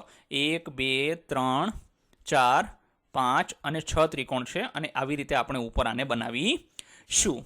ચાલો હવે જોઈએ કોચ હિમકણ. આ થોડું અઘરું છે. જો આની અંદર છે શું ખબર છે? જો આની અંદર છે ને આ લોકોએ અહીંયા એક આમ ઉપસાવી દીધું ને આ રેખાને ભૂસી નાખી છે. પછી આને અહીંયા આમ ઉપસાવી દીધું છે અને આ રેખાને ભૂસી નાખી છે. અહીંયાથી આમ ઉપસાવી દીધું છે અને આ રેખાને જો આને ભૂસી નાખેલું છે. જોયું? એટલે આવો આકાર બનશે. પછી તો કે પછી આને ઉપસાવી દઈશું. અહીંયા બનશે આમ. પછી તો કે આને આમ અહીંયા પણ બની જશે. અહીંયા અહીંયા અહીંયા આવી રીતે આમ ઉપસાવી દે. આ જે સીધી રેખા છે ને ત્યાં એક ખૂણો બનાવી દેવાનો છે. જો બની ગયો અહીંયા ખૂણો. બરાબર. જો આ ખૂણો છે એ આ ખૂણો છે. પછી આ બાજુનો ખૂણો છે એ આ ખૂણો છે. આવી રીતે બને છે. તો આપણે એને આવી રીતે જો બનાવી શકીએ. હકીકતમાં આ ખરેખર બહુ અઘરું છે. આને બનાવવાનો ન પ્રયત્ન કરો તો પણ ચાલશે અને બનાવાય પણ નહીં, કારણ કે ખૂબ જ અઘરું છે. હવે આપણે જોઈએ અંતિમ ટોપિક જે છે આ પ્રકરણનો 1.6 સંખ્યાઓ શ્રેણીઓ સાથે સંબંધ. હવે સંખ્યાઓનો શું સંબંધ છે? ઘણીવાર આકાર શ્રેણીઓ રસપ્રદ રીતે સંખ્યા શ્રેણીઓ સાથે સંબંધિત હોય છે. આવા સંબંધો આકાર શ્રેણી અને સંબંધિત સંખ્યા શ્રેણી બંનેનો અભ્યાસ કરવામાં અને સમજવામાં મદદરૂપ થાય છે. કઈ રીતે? તો કે જો આકાર અને સંખ્યાઓ એકબીજા સાથે સંયુક્ત રીતે જોડાયેલી છે. કેમ? તો કે નિયમિત બહુકોણની આકાર શ્રેણીની બાજુઓની સંખ્યા 3 થી શરૂ થતી ગણતરીની સંખ્યાઓ દ્વારા કરવામાં આવે છે. અર્થાત નિયમિત બહુકોણ એટલે સૌથી નાનું કયું થાય? તો કે ત્રિકોણ. બરાબર છે. એ પછી તો કે 4 ખૂણાવાળું ચોરસ, 5 ખૂણાવાળું પંચકોણ, 6 ખૂણાવાળું ષટકોણ, પછી 7 ખૂણાવાળું સપ્તકોણ, અષ્ટકોણ, 9 કોણ અને 10 કોણ. અર્થાત એમાં 10 ખૂણા અને 10 બાજુ હોય છે. અર્થાત આકારો અને સંખ્યાઓ એકબીજા સાથે જોડાયેલી છે. હવે નિયમિત શબ્દ એ હકીકતનો ઉલ્લેખ કરે છે કે આ આકારો સમાન લંબાઈની બાજુઓ અને સમાન ખૂણા એટલે કે બાજુઓ સરખી દેખાય છે અને ખૂણાના પણ માપ સરખા છે. જુઓ, નિયમિત બહુકોણ એટલે શું?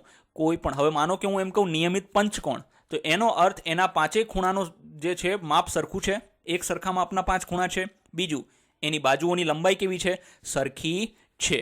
આપણે પછીના પ્રકરણમાં ખૂણાઓ વિશે વધુ ઊંડાણપૂર્વક ચર્ચા કરીશું.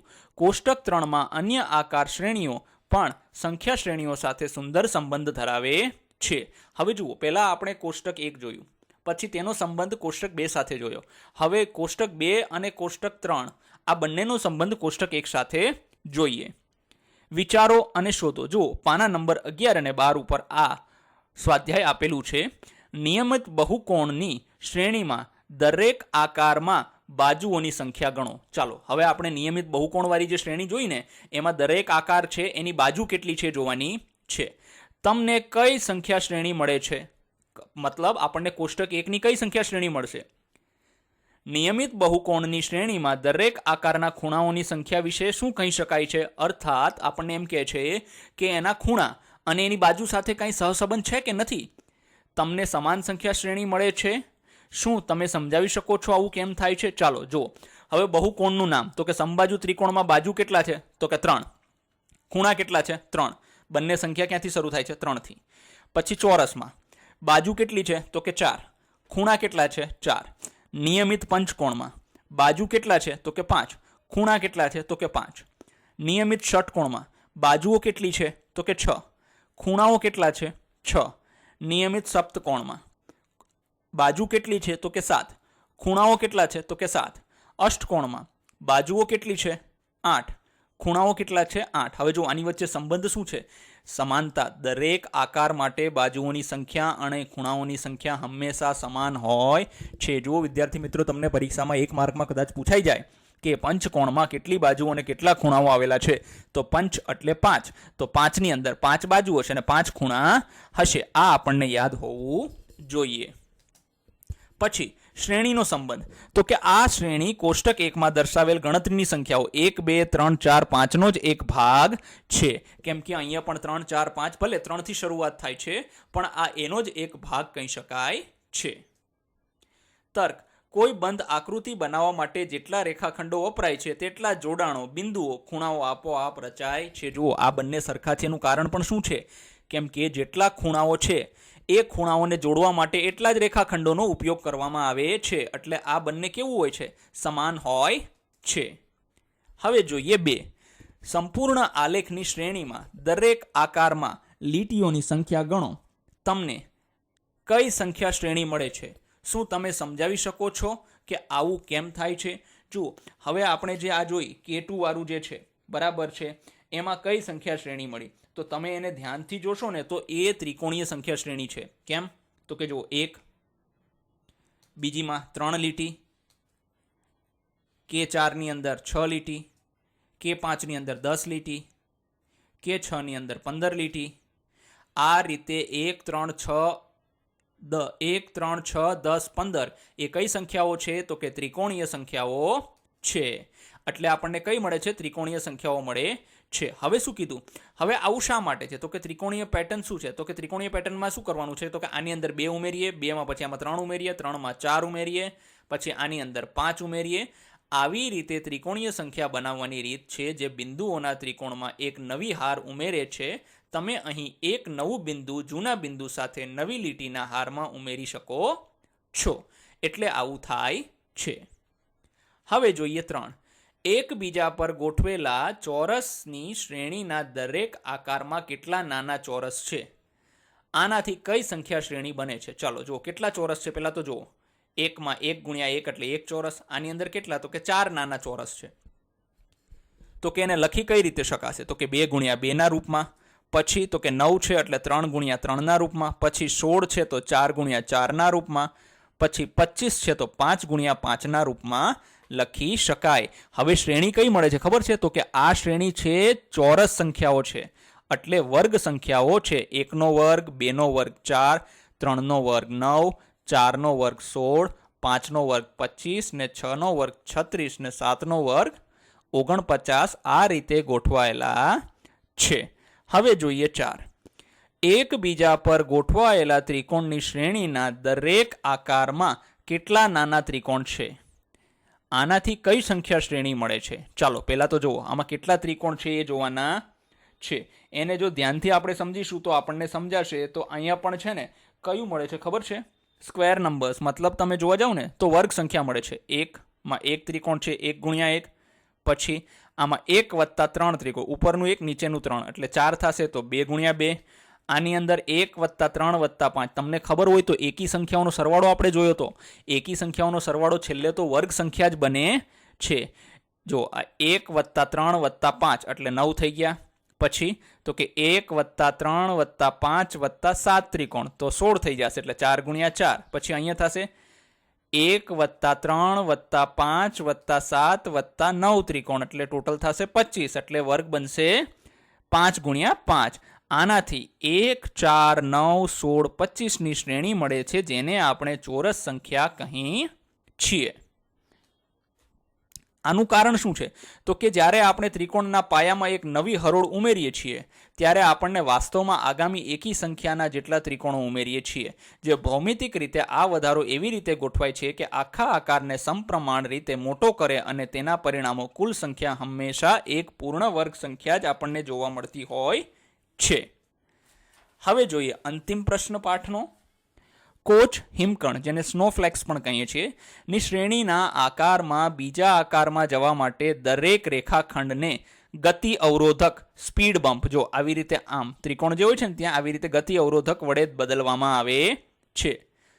જેમ જેમ આ વધુને વધુ વખત કરવામાં આવે છે તેમ તેમ ખૂબ જ નાના રેખાખંડો સાથેના ફેરફારો નાના ને નાના થતા જાય છે.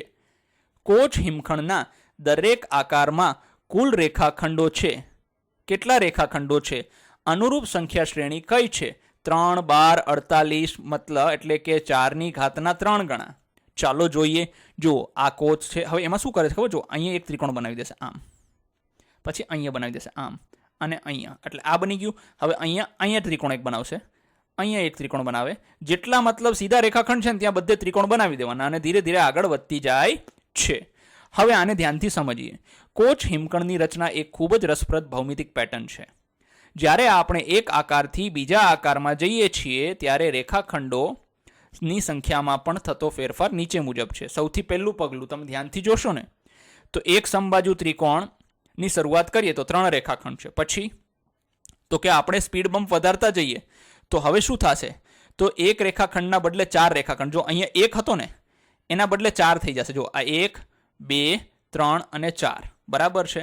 અને તેની કુલ સંખ્યા થશે 3 ગુણ્યા 12, મતલબ આખું જે છે તે 12 થઈ જશે. પછી તો કે 12 રેખાખંડોને ફરીથી 4 ભાગમાં વિભાજિત કરીશું તો 48 થશે. પછી 48 ગુણ્યા 4 કરીશું તો 192 થશે.